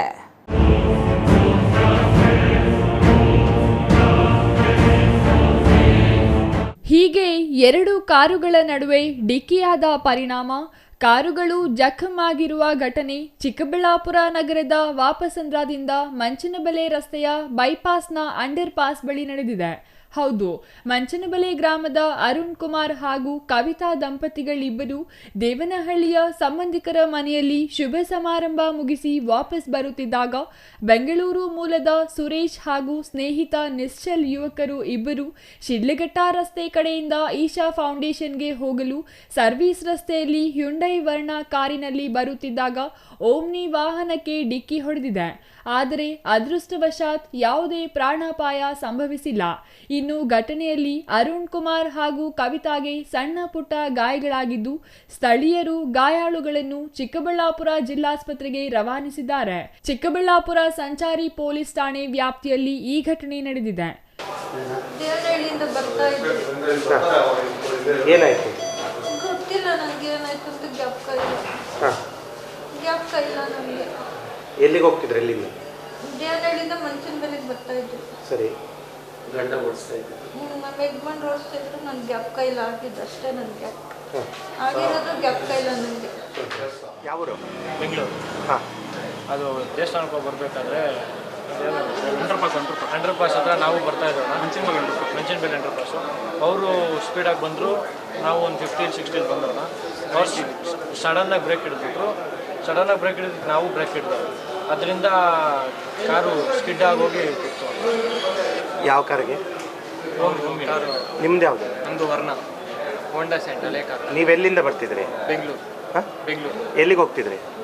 ಈ ಸೈಡಿಂದ ಬರ್ತಾ ಇರೋದು. ಈ ಸೈಡಿಂದ ಬರಬೇಕಾದ್ರೆ ಆಗಿರೋದು. ಈ ಸೈಡಿಂದ ಬರಬೇಕಾದ್ರೆ ಅಲ್ಲ, ಹೋಗ್ತಾ ಇದ್ದ ಬರ್ತಾ ಇದ್ದ ಊಟ ಮಾಡ್ಕೊಂಡು ಪ್ರೈವೇಟ್ ಹೋಗ್ತಾ ಇದ್ದೀವಿ. ನೀವು ಎಲ್ಲಿಂದ ಎಲ್ಲಿಗೆ ಹೋಗ್ತಿದ್ರಿ? ಬೆಂಗಳೂರಿಂದ ನಾವು ಊಟ ಮಾಡಿಕೊಂಡು ಅಲ್ಲಿಂದ ಬರಬೇಕಾದ್ರೆ ಆಗಿರೋದು. ನಿಮ್ಮ ಹೆಸರು? ನಿಶ್ಚಲ್. ಯಾವ ರೀತಿ ಆಯ್ತದು? ಅಂಡರ್ ಪಾಸಲ್ಲಿ ಅವರು ಬಂದು ನಾವು ಬರ್ತಾ ಇದ್ವಿ, 70 ಸ್ಪೀಡಲ್ಲೇ ಇದ್ವಿ. ನಾವು ಬರ್ತಾ ಇದ್ವಿ. ನಾನು ಸೀಟ್ ಬೆಲ್ಟ್ ಹಾಕಿದ್ದೀನಿ, ನನ್ನ ಪಕ್ಕದಲ್ಲಿರೋನು ಸೀಟ್ ಬೆಲ್ಟ್ ಹಾಕಿದೆ. ಅವ್ರು ಬಂದಿದ್ದ ಅವರು ಸಡನ್ನಾಗಿ ಬಂದರು, ನೋಡಿ ಇಲ್ಲ. ಬಂದಾಗ ನಾನು ಈ ಸೈಡ್ ಗೆಲ್ದೆ, ನಮ್ದು ಈ ಸೈಡ್ ಇರೋ ಎಡ್ಜೆ ಇತ್ತಲ್ಲ ಅದು ಅವ್ರ ಗಾಡಿಗೆ ತಾಗಿದ ತಕ್ಷಣ ನಾನು ಬ್ರೇಕ್ ಹಿಡ್ಬಿಟ್ಟು ವಾಪಸ್ ಬಂದಿದ್ದೀನಿ. ಅವ್ರು ಹಾಸ್ಪಿಟಲ್ ನಾನು ವಾಪಸ್ ಬಂದಿದ್ದೀನಿ. ನಿಮ್ದು ಯಾವ ಕಾರು? ವರ್ಣ. ಇದು ಆನೆಮೊಡ್ಗದಿಂದ ದಿಬ್ಬೂರಹಳ್ಳಿ, ಇನ್ನೊಂದು ಮಂಚನಬೆಲೆ, ಗುಂಡ್ಲುಗುರ್ಕಿ ಪ್ರತಿಯೊಂದು ರೈತರು ಓಡಾಡ್ತಾ ಇರ್ತಾರೆ. ಇದು ಏನಾಗ್ಬಿಟ್ಟೈತೆ ಅಂದರೆ, ಈ ಈಶಾ ಫೌಂಡೇಶನ್ ಆಗಿಬಿಟ್ಟು ಈಶಾ ಫೌಂಡೇಶನ್ದಲ್ಲಿ ಯಾರು ಅವರು ಅವ್ರಿಗೆ ಒಂದು ಅಮ್ಮಮ್ಮ ಅಂದರೆ ಒಂದು 22 ವರ್ಷ ಹುಡುಗರು 4-5 ಜನ ಬಂದುಬಿಟ್ಟು ಮಂಚನಬೆಲೆ ಅರುಣ್ ಅನ್ನೋರು ಇಲ್ಲಿ ಮಾರುತಿ ವ್ಯಾನಲ್ಲಿ ಬರ್ತಾಯಿದ್ರೆ ಬಂದು ಒಂದು 120ರಲ್ಲಿ ಬಂದು ಒಂದೇ ಕಡೆ ಹೊಡೆದ್ಬಿಟ್ಟಿದ ತಕ್ಷಣ ಗಾಡಿ ರೌಂಡ್ ಆಫ್ ಮಾಡಿಬಿಟ್ಟು ಅವನು ಎಸ್ಕೇಪ್ ಹಾಕೋಕೆ ಹೋಗಿ ಮುಂದೆ ಹೋಗ್ಬಿಟ್ಟು ನಿಲ್ಲಿಸ್ಬಿಟ್ಟಿದ್ದಾನೆ. ದಯವಿಟ್ಟು ಇಲ್ಲಿ ಅರ್ಥ ಮಾಡ್ಕೋಬೇಕು. ಟ್ರಾಫಿಕ್ ಪೊಲೀಸ್ನವರು ಮತ್ತು ಇನ್ನೊಂದು ಸುಮಾರು ರೈತರು ಈ ಕಡೆಯಿಂದ ಹೂವು ಇನ್ನೊಂದು ಮತ್ತೊಂದು ಇಲ್ಲಿ ಒಂಥರ ಗವಿ ಥರ ಮಾಡಿಬಿಟ್ಟು ಯಾವುದೇ ಕಾರಣಕ್ಕೂ ಇಲ್ಲಿ ದೂರಿ ಕೆಳಗಡೆ ಅಲ್ಲಿ ಬರೋದೇ ಗೊತ್ತಾಗಲ್ಲ. ಟಿಪ್ಪರ್ಗಳು ಬರ್ತವೆ ಮತ್ತು ಸುಮಾರು ಬರ್ತಾರೆ. ಬಂದರೆ ಏನು 80-100 ಸ್ಪೀಡಲ್ಲೇ ಇರ್ತಾರೆ. ಬಂದು ಹೊಡೆದ್ರು ಅಂದರೆ ಸುಮಾರು ತೊಂದರೆ ಆಗ್ತೈತೆ. ಟ್ರಾಫಿಕ್ ಅವ್ರ ಆಗಲಿ ಇಲ್ಲಿ ಯಾವ ರಾಷ್ಟ್ರೀಯ ಹೆದ್ದಾರಿ ಅರ್ಥ ಮಾಡ್ಕೊಬೇಕು. ಇಲ್ಲಿ ಸಿಕ್ಕಾಪಟ್ಟೆ ಇಲ್ಲಿ ಏನಾಗಬೇಕು ಅಂದರೆ ಸ್ವಲ್ಪ ಅದ್ರ ಸಂಬಂಧಪಟ್ಟಂಗೆ ಮುಂದೆ ಟ್ರಾಫಿಕ್ ಯಾರಿಗೂ ತೊಂದರೆ ಆಗ್ದಿರ ದೊಡ್ಡ ಥರ ಹಾಕ್ಬಿಟ್ಟು ರೈತರಿಗೆ ತೊಂದರೆ ಆಗ್ತೈತೆ. ಆದ್ದರಿಂದ ಮಾನ್ಯ ಟ್ರಾಫಿಕ್ ಇನ್ಸ್ಪೆಕ್ಟರ್ ಆಗಿರ್ಬೋದು, ಇನ್ನೊಬ್ರು ಆಗ್ಬೋದು, ಎಲ್ಲ ಅರ್ಥ ಮಾಡ್ಕೊಬೇಕು.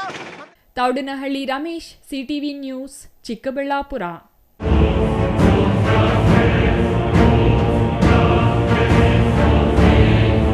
ಇದೀಗ ಚಿಕ್ಕದೊಂದು ವಿರಾಮದ ನಂತರ ಸಿಟಿವಿ ನ್ಯೂಸ್ ಮುಂದುವರಿಯುತ್ತದೆ.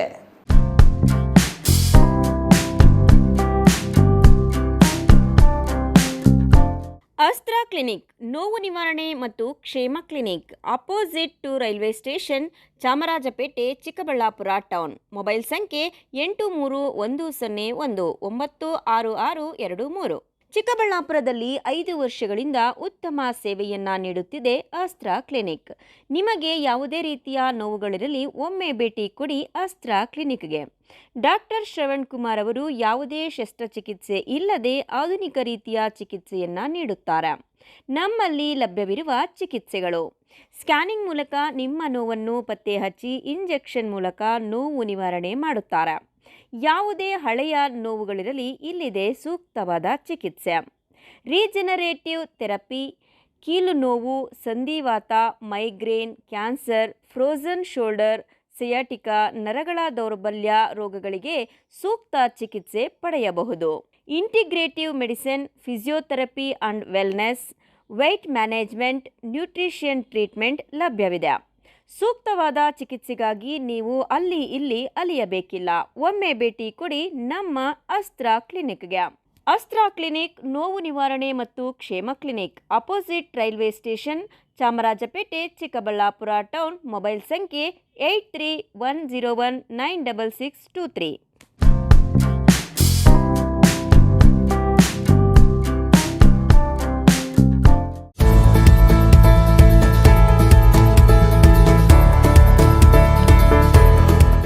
ನೀವೇನಾದರೂ ಚಿಕ್ಕಬಳ್ಳಾಪುರ, ದೊಡ್ಡಬಳ್ಳಾಪುರ, ಗುಡಿಬಂಡೆ, ಬಾಗೇಪಲ್ಲಿ, ಚಿಂತಾಮಣಿ, ಗೌರಿಬಿದನೂರು ಕಡೆಯವರ? ಹಾಗಿದ್ರೆ ಇನ್ನೂ ಏನು ಯೋಚನೆ ಮಾಡ್ತಾ ಇದ್ದೀರಾ? ಸೆಕೆಂಡ್ ಥಾಟ್ ಇಲ್ಲದೆ ನೀವು ಬರಬೇಕಾಗಿರೋದು ನಮ್ಮ ಏಸ್ ಆಕ್ವಾಟೆಕ್ಗೆ. ಯಾಕೆಂದ್ರೆ ನಿಮ್ಮಿಷ್ಟದ ಪ್ಯೂರಿಫೈಯರ್ಸ್ನ ನೀವು ತಗೊಂಡು ಹೋಗ್ಬೋದು. ಹಾಗೆ ಎಷ್ಟು ವೈಡ್ ವೆರೈಟಿ ಆಪ್ಷನ್ಸ್ ನಿಮಗೆ ಯಾವುದೇ ಶೋರೂಮಲ್ಲೂ ನೋಡೋಕೆ ಸಿಗೋದಿಲ್ಲ. ಬರೀ 5,500ಕ್ಕೆ ವಾಟರ್ ಪ್ಯೂರಿಫೈಯರ್ಸ್ ಸಿಗ್ತಾ ಇದೆಯಾ? ಹೌದು, ನಮ್ಮ ಏಸ್ ಆಕ್ವಾಟೆಕ್ನಲ್ಲಿ ಬರೀ 5,500ದಿಂದ ಒಳ್ಳೆಯ ಗುಣಮಟ್ಟದ ವಾಟರ್ ಪ್ಯೂರಿಫೈಯರ್ಸ್ ಶುರುವಾಗಿದೆ. ವೈಡ್ ವೆರೈಟಿ ಜೊತೆ ಕಾಪರ್, ಜಿಂಕ್, ಆಲ್ಕಲೈನ್ ಟೆಕ್ನಾಲಜೀಸ್. ಯಾವುದೇ ಪ್ಯೂರಿಫೈಯರ್ಸ್ ಜೊತೆ 1 ವರ್ಷದ ವ್ಯಾರಂಟಿ ಜೊತೆ ಫ್ರೀ ಇನ್ಸ್ಟಾಲೇಷನ್, ಹಾಗೆ 4 ವರ್ಷದ ಫ್ರೀ ಸರ್ವಿಸ್. ಹಾಗೆಯೇ ಯಾವುದೇ ಪ್ಯೂರಿಫೈಯರ್ಸ್ ಮಾರುಕಟ್ಟೆ ಬೆಲೆಗಿಂತ 40% ರಿಯಾಯಿತಿ ದರದಲ್ಲಿ ನಮ್ಮ ಹತ್ರ ಸಿಗ್ತಾ ಇದೆ. ಸತತವಾಗಿ 20 ವರ್ಷಗಳಿಂದ ಇವರು ಈ ಬಿಸ್ನೆಸ್ ನ ರನ್ ಮಾಡ್ಕೊಂಡು ಬರ್ತಾ ಇದ್ದಾರೆ. ಬೆಂಗಳೂರಿನ ಸಹಕಾರ ನಗರದಲ್ಲಿ, ಹಾಗೇನೆ ನಮ್ಮ ಚಿಕ್ಕಬಳ್ಳಾಪುರದಲ್ಲಿ ನಮ್ಮ ಔಟ್ಲೆಟ್ಸ್ ಇದೆ. ನಮ್ಮ ವಿಳಾಸ opposite to Canara bank, Ambur biryani ಪಕ್ಕದ ರಸ್ತೆ, 2ನೇ ಅಂಗಡಿ, ಬಿಬಿ ರೋಡ್, ಚಿಕ್ಕಬಳ್ಳಾಪುರ.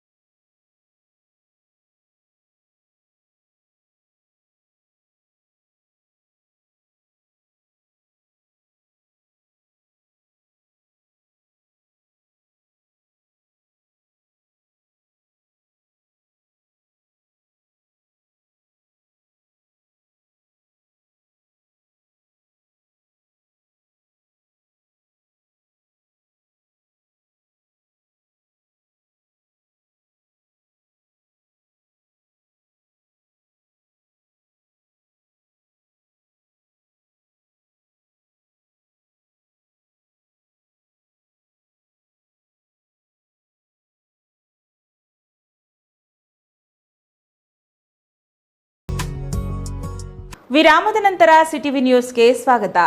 ಶ್ರೀನಿವಾಸಪುರ ತಾಲೂಕಿನ ಹೆಬ್ಬಟ್ಟ ಗ್ರಾಮದ ಗುಜರಿ ವ್ಯಾಪಾರಿ ಮನೆಯಲ್ಲಿ ಕಳ್ಳತನವಾಗಿದ್ದು, ಸ್ಥಳ ಪರಿಶೀಲಿಸಿದ ಹೆಚ್ಚುವರಿ ಪೊಲೀಸ್ ಅಧೀಕ್ಷಕರು ಕಳವು ಪ್ರಕರಣಗಳ ತಡೆ ಕುರಿತು ಅರಿವು ಮೂಡಿಸಿದರು.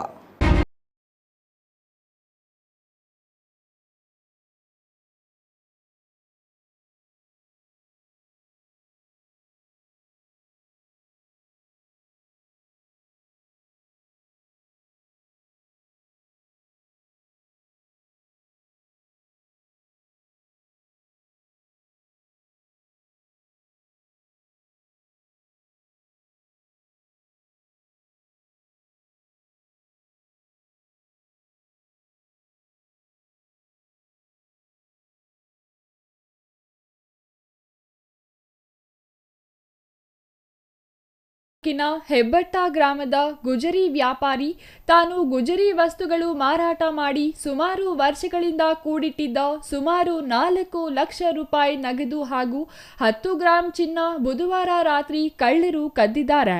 ಈ ಹಿನ್ನೆಲೆ ಸ್ಥಳಕ್ಕೆ ಭೇಟಿ ನೀಡಿದ ಹೆಚ್ಚುವರಿ ಪೊಲೀಸ್ ಅಧೀಕ್ಷಕ ಎಚ್.ಎಸ್. ಜಗದೀಶ್ ಅವರು ಉಪ ಪೊಲೀಸ್ ವರಿಷ್ಠಾಧಿಕಾರಿ ಮನೀಶ್, ಉಪನಿರೀಕ್ಷಕ ಜಯರಾಮ್ ಹಾಗೂ ಅಪರಾಧ ವಿಭಾಗದ ಸಿಬ್ಬಂದಿ ಪರಿಶೀಲಿಸಿ ಕಳ್ಳರ ಪತ್ತೆಗೆ ಬಲೆ ಬೀಸಿದ್ದಾರೆ. ಈ ವೇಳೆ ಮಾತನಾಡಿದ ಹೆಚ್ಚುವರಿ ಪೊಲೀಸ್ ಅಧೀಕ್ಷಕ ಎಚ್.ಎಸ್. ಜಗದೀಶ್, ಇತ್ತೀಚೆಗೆ ಗ್ರಾಮದ ಮನೆಗಳಲ್ಲಿ ಕಳ್ಳತನಗಳು ಹೆಚ್ಚಾಗುತ್ತಿದ್ದು, ಸಾರ್ವಜನಿಕರು ಕಳ್ಳರ ದೃಷ್ಟಿ ತಮ್ಮ ಮನೆಗಳ ಮೇಲೆ ಬೀಳದಂತೆ ಮುನ್ನೆಚ್ಚರಿಕೆ ಕ್ರಮಗಳನ್ನು ಪಾಲಿಸಬೇಕು. ಮನೆಗೆ ಹಾಕುವ ಬೀಗದ ರೀತಿ ಬದಲಾಯಿಸಿ ಹಾಗೂ ಅಕ್ಕಪಕ್ಕದ ಮನೆಗಳ ಬಳಿ ಏನೇ ಗಲಾಟೆ ಅಥವಾ ಅಹಿತಕರ ಘಟನೆ ನಡೆದರೂ ಕೂಡಲೇ ಪೊಲೀಸ್ ಸಹಾಯವಾಣಿಗೆ ಕರೆ ಮಾಡಿ ಮುಂದೆ ಆಗಬಹುದಾದ ದುರಂತ ತಪ್ಪಿಸಿ ಎಂದು ಅರಿವು ಮೂಡಿಸಿದರು.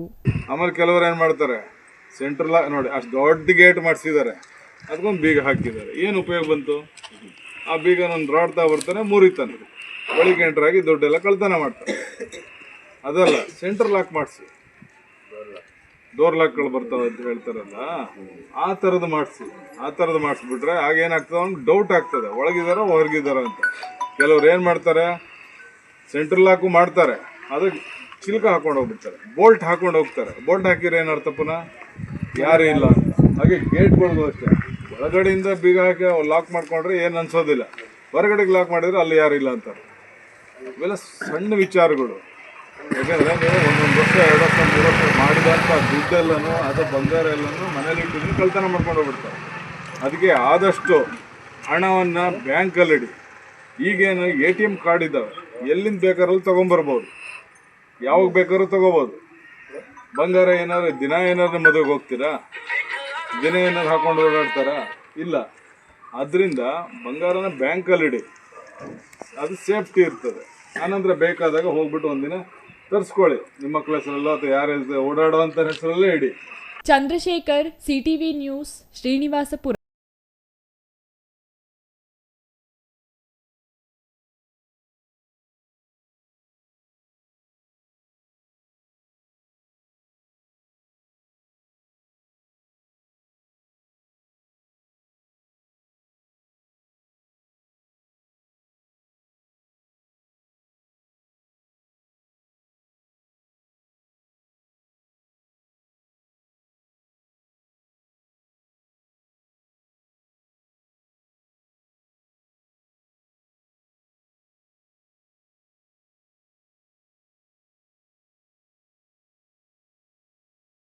ಯಾರು ರಾಜಕೀಯ ಮಾಡಬಾರದು.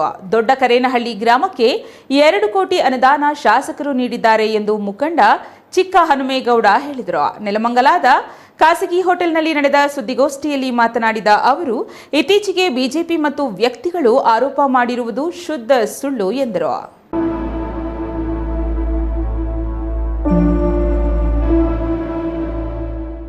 ಅಭಿವೃದ್ಧಿ ವಿಚಾರದಲ್ಲಿ ಯಾರು ರಾಜಕೀಯ ಮಾಡಬಾರದು.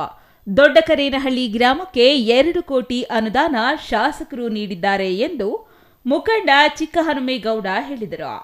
ನೆಲಮಂಗಲದ ಖಾಸಗಿ ಹೋಟೆಲ್ನಲ್ಲಿ ನಡೆದ ಸುದ್ದಿಗೋಷ್ಠಿಯಲ್ಲಿ ಮಾತನಾಡಿದ ಅವರು, ಇತ್ತೀಚೆಗೆ ಬಿಜೆಪಿ ಮತ್ತು ವ್ಯಕ್ತಿಗಳು ಆರೋಪ ಮಾಡಿರುವುದು ಶುದ್ಧ ಸುಳ್ಳು ಎಂದರು. ಅವ್ರ ಕಾರ್ಯಕರ್ತರುಗಳು ಅವ್ರ ಬ್ಯಾನರ್ ಹಾಕಿರೋದು ನಾವೇ. ಯಾಕೆ ಅಂದ್ರೆ ಇಲ್ಲಿವರೆಗೂ 25 ವರ್ಷದಿಂದ ಈ ತರ 10 ಮಿನಿಸ್ಟ್ರಿಗಳನ್ನ, CM ನ DCM ನ ಕರ್ಕೊಂಡ್ಬಂದು ಕಾಮಗಾರಿಗಳನ್ನ ಪೂಜೆ ಮಾಡ್ತಿರ್ಲಿಲ್ಲ ಯಾವತ್ತೂ. ಒಂದೊಂದು ಹಳ್ಳಿಲೂ ಒಂದೊಂದು ಇದ್ರಲ್ಲೂ ನಾವು ಬ್ಯಾನರ್ ಹಾಕಿದೀವಿ ಅಂದ್ರೆ ಅವತ್ತು 10 ಕೆಲಸ ಆಗೈತೆ ಅಂತಾನೆ ಅರ್ಥ. ಈಗ ನಮ್ ದೊಡ್ಡಕರೇನಹಳ್ಳಿ ನನ್ನ ಗ್ರಾಮದಲ್ಲಿ ರಸ್ತೆ ಆಗಿದೆ, 1.5 ಕೋಟಿ ಶಾಸಕರೇ ಬಂದು ಪೂಜೆ ಮಾಡಿದ್ರು, ಕೆಲಸನೂ ಆಗಿದೆ. ಯಾರೋ ಮೀಡಿಯಾದಲ್ಲಿ ಮಾತಾಡಿದ್ರಲ್ಲ, ಅವ್ರ ಮನೆ ಮಧ್ಯನೂ ಕೆಲಸ ಆಗಿದೆ. ಅದನ್ನ ಅವ್ರ ಮನವರಿಕೆ ಮಾಡ್ಕೋಬೇಕು. ಏನೋ ಮಾತಾಡ್ತೀವಿ ಅಂತ ಮಾತಾಡ್ಬಿಟ್ರೆ ಯಾರು ಕೇಳಕ್ಕಿಲ್ಲ, ದಡ್ರಿಲ್ಲ.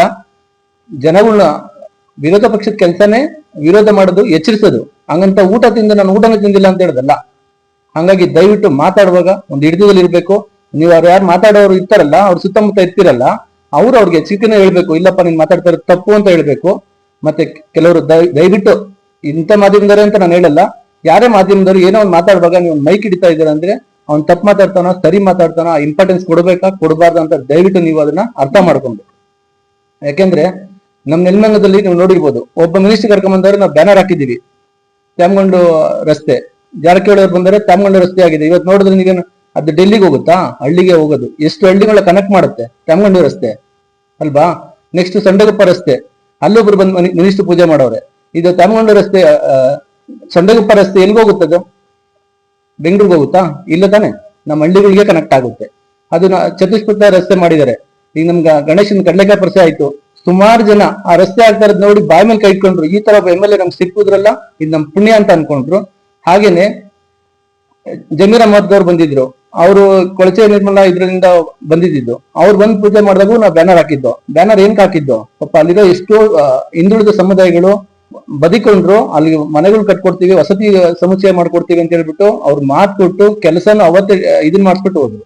ಎಂಟಗಾನಹಳ್ಳಿ ಗ್ರಾಮ ಪಂಚಾಯಿತಿಯ ದೊಡ್ಡಕರೇನಹಳ್ಳಿಯಲ್ಲಿ ಅಭಿವೃದ್ಧಿಗೆ ಶಾಸಕರು ಒತ್ತು ನೀಡಿದ್ದಾರೆ. ಗ್ರಾಮಕ್ಕೆ 2 ಕೋಟಿ ಅನುದಾನ ನೀಡಿದ್ದು, ರಾಷ್ಟ್ರೀಯ ಹೆದ್ದಾರಿಯಿಂದ ದೊಡ್ಡಕರೇನಹಳ್ಳಿವರೆಗೆ ಡಾಂಬರು ರಸ್ತೆ ಕಾಮಗಾರಿ ಮಾಡುವುದಾಗಿ ಹೇಳಿದರು. ಇನ್ನು ಶಾಸಕ ಎನ್ ಶ್ರೀನಿವಾಸ್ ಕ್ಷೇತ್ರದಲ್ಲಿ 25 ವರ್ಷಗಳಲ್ಲಿ ನಡೆಯದ ಕೆಲಸವನ್ನು 2 ವರ್ಷದಲ್ಲಿ ಮಾಡಿದ್ದಾರೆ. ಶಾಸಕರ ಅಭಿವೃದ್ಧಿ ಸಹಿಸದೆ ಆರೋಪ ಮಾಡುವುದು ಸರಿಯಲ್ಲ. ದೊಡ್ಡಕರೇನಹಳ್ಳಿ ಗ್ರಾಮದ ಸಮಗ್ರ ಅಭಿವೃದ್ಧಿಯಾಗಿದ್ದರೂ ವಿರೋಧಿಗಳು ಮೊಸರಿನಲ್ಲಿ ಕಲ್ಲು ಹುಡುಕಬಾರದು ಎಂದರು. Maruti, CTV news, Nelamangala.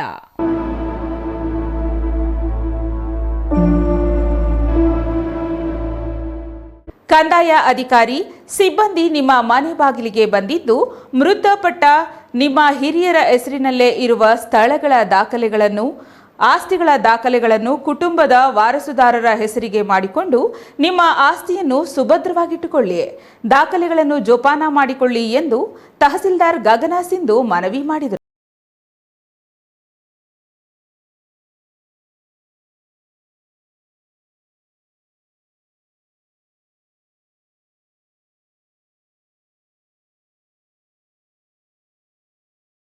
ನಗರದ ಉಲ್ಲೂರುಪೇಟೆಯ ವಿಜಯನಗರ ಹೆಬ್ಬಾಗಿಲ ಅಶ್ವತ್ಥಕಟ್ಟೆಯ ಬಳಿ ಕಂದಾಯ ಇಲಾಖೆಯಿಂದ ನಡೆಸುತ್ತಿರುವ ಈ ಪಾವತಿ ಆಂದೋಲನ ಕುರಿತು ಜನರಲ್ಲಿ ಅರಿವು ಮೂಡಿಸಿ ಮಾತನಾಡಿದ ತಹಸೀಲ್ದಾರ್ ಗಗನ ಸಿಂಧು ಅವರು, ತಾಲೂಕಿನಲ್ಲಿ ಅನೇಕ ಕುಟುಂಬಗಳಿಗೆ ಸಂಬಂಧಿಸಿದ ಆಸ್ತಿಗಳ ದಾಖಲೆಗಳು ಮೃತಪಟ್ಟ ಹಿರಿಯರ ಹೆಸರಿನಲ್ಲಿಯೇ ಇವೆ. ಮೃತಪಟ್ಟು ವರ್ಷಗಳೇ ಕಳೆದಿದ್ದರೂ ಆ ಆಸ್ತಿಯ ದಾಖಲೆಗಳನ್ನು ಅವರ ಮಕ್ಕಳು ಮೊಮ್ಮಕ್ಕಳ ಹೆಸರಿಗೆ ಬದಲಾವಣೆ ಆಗಿರುವುದಿಲ್ಲ ಎಂದರು. ಇದರಿಂದ ಸದರಿ ಆಸ್ತಿಯ ವಿಭಾಗ ಮಾಡಿಸಿಕೊಳ್ಳುವುದು, ಪಾಲುದಾರಿಕೆ ಮಾಡಿಕೊಳ್ಳಲು ಮಾರಾಟ ಮಾಡುವುದು, ಬ್ಯಾಂಕಲ್ಲಿ ಅಡ ಇಟ್ಟು ಸಾಲ ಪಡೆಯುವುದು, ಆಸ್ತಿ ದಾಖಲೆಗಳನ್ನು ಭದ್ರಪಡಿಸಿಕೊಳ್ಳುವ ಕೆಲಸ ಆಗುತ್ತಿಲ್ಲ. ಇದರಿಂದ ಅನೇಕ ರೀತಿಯ ಸಮಸ್ಯೆಗಳು ಎದುರಿಸುವಂತಾಗಿದೆ ಎಂದರು. ಎಲ್ಲ ಹೋಬಳಿ ವಾರಲ್ಲೂ ನಾವು ಶುರು ಮಾಡಿದ್ದೀವಿ. ಮೊದಲನೇದಾಗಿ ಫಸ್ಟು ಚಿಕ್ಕಬಳ್ಳಾಪುರ ಜಿಲ್ಲೆಯ ಶಿಡ್ಲಘಟ್ಟ ತಾಲೂಕು ಕಸಬಾ ಹೋಬಳಿಯಲ್ಲಿ ಈ ಪಾವತಿ ಖಾತೆ ಆಂದೋಲನ ಅಂತ ಹೇಳಿ ನಾವೇ ಬಂದು ಮನೆ ಮನೆಗೂ ಮುಗಿಸ್ತಿದ್ವಿ. ನಿಮಗೆ ಗೊತ್ತಿರೋಂಗೆ 1 ವರ್ಷದ ಸತತ ಕಾಲದಿಂದ ಈ ಪಾವತಿ ಖಾತೆ ಆಂದೋಲನ ಮಾಡ್ಕೊಂಡು ಬಂದಿದ್ದೀವಿ ನಾವು. ಟೋಟಲ್ ನಮ್ಮ ತಾಲೂಕಲ್ಲಿ 33,000 ಅಪ್ಲಿಕೇಶನ್ಸ್ ಬಂದಿತ್ತು ನಮ್ಮಲ್ಲಿ. ಅದರಲ್ಲಿ ಇನ್ನೂ ಅಪ್ಲಿಕೇಶನ್ಸ್ ಹಲವಾರು ಬಾಕಿ ಇರೋದ್ರಿಂದ ಮತ್ತೆ ಇನ್ನೊಂದ್ಸಲ ಎಲ್ಲರಿಗೂ ಪ್ರಚಾರ ಪಡಿಸಿ ನಿಮ್ಮ ಹತ್ರ ನಾವೇ ಬಂದು ಈ ಪಾವತಿ ಖಾತೆ ಮಾಡ್ಕೊಳ್ಳಿ, ಯಾರ್ಯಾರಿದ್ದಾರೆ ಅರ್ಜಿ ಕೊಟ್ಟು ನಿಮ್ದು ಯಾವುದಿದೆ ಸತ್ತವ್ರ ಹೆಸರಲ್ಲಿ ಯಾರ ಹೆಸರಲ್ಲೂ ಪಾಣಿ ಇರಬಾರ್ದು, ಅವ್ರ ವಂಶಸ್ಥರು ಯಾರ್ಯಾರಿದ್ದಾರೆ ಅವ್ರ ಹೆಸರಲ್ಲಿ ಖಾತೆ ಕೂರಿಸ್ಬೇಕಂತ ಪ್ರಚಾರ ಮಾಡಿಸಿ ನಿಮಗೆ ಅರಿವು ಮೂಡಿಸಿ ನಾವೇ ಬಂದು ಈ ಪಾವತಿ ಖಾತೆ ಮಾಡಿಸ್ಕೊಡೋದಕ್ಕೆ ಅಂತ ಇಲ್ಲೇ ಬಂದಿದ್ದೀವಿ. ಇದು ಒಂದೇ ಕುಟುಂಬದ ಅಣ್ಣ ತಮ್ಮಂದಿರು, ಅಕ್ಕ ತಂಗಿಯರ ನಡುವೆ ಕಲಹಗಳಿಗೂ ಕಾರಣವಾಗುತ್ತಿದೆ.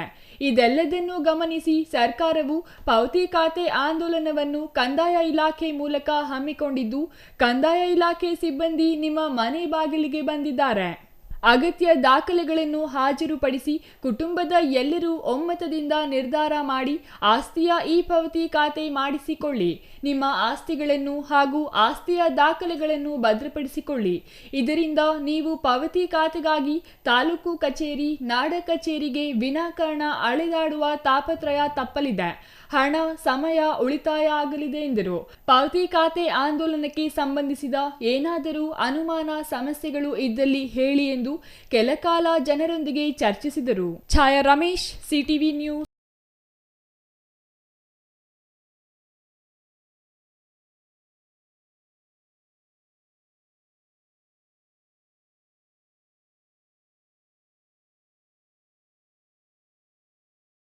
ಗುಡಿಬಂಡೆ ಪಟ್ಟಣದ 11ನೇ ವಾರ್ಡ್ಗಳಲ್ಲಿ ಕೈಗೊಂಡ 17 6 ಕೋಟಿ ವೆಚ್ಚದ ಅಮೃತ್ 2.0 ಯೋಜನೆ ಪೈಪ್ಲೈನ್ ಕಾಮಗಾರಿ ಅವೈಜ್ಞಾನಿಕವಾಗಿದ್ದು ಪಟ್ಟಣದ ಎಲ್ಲಾ ಕಡೆ ರಸ್ತೆಯಾಗಿದ್ದು ಸರಿಯಾಗಿ ಮುಚ್ಚದೆ ರಸ್ತೆ ಸಂಚಾರ ದುರಸ್ಥವಾಗಿದೆ.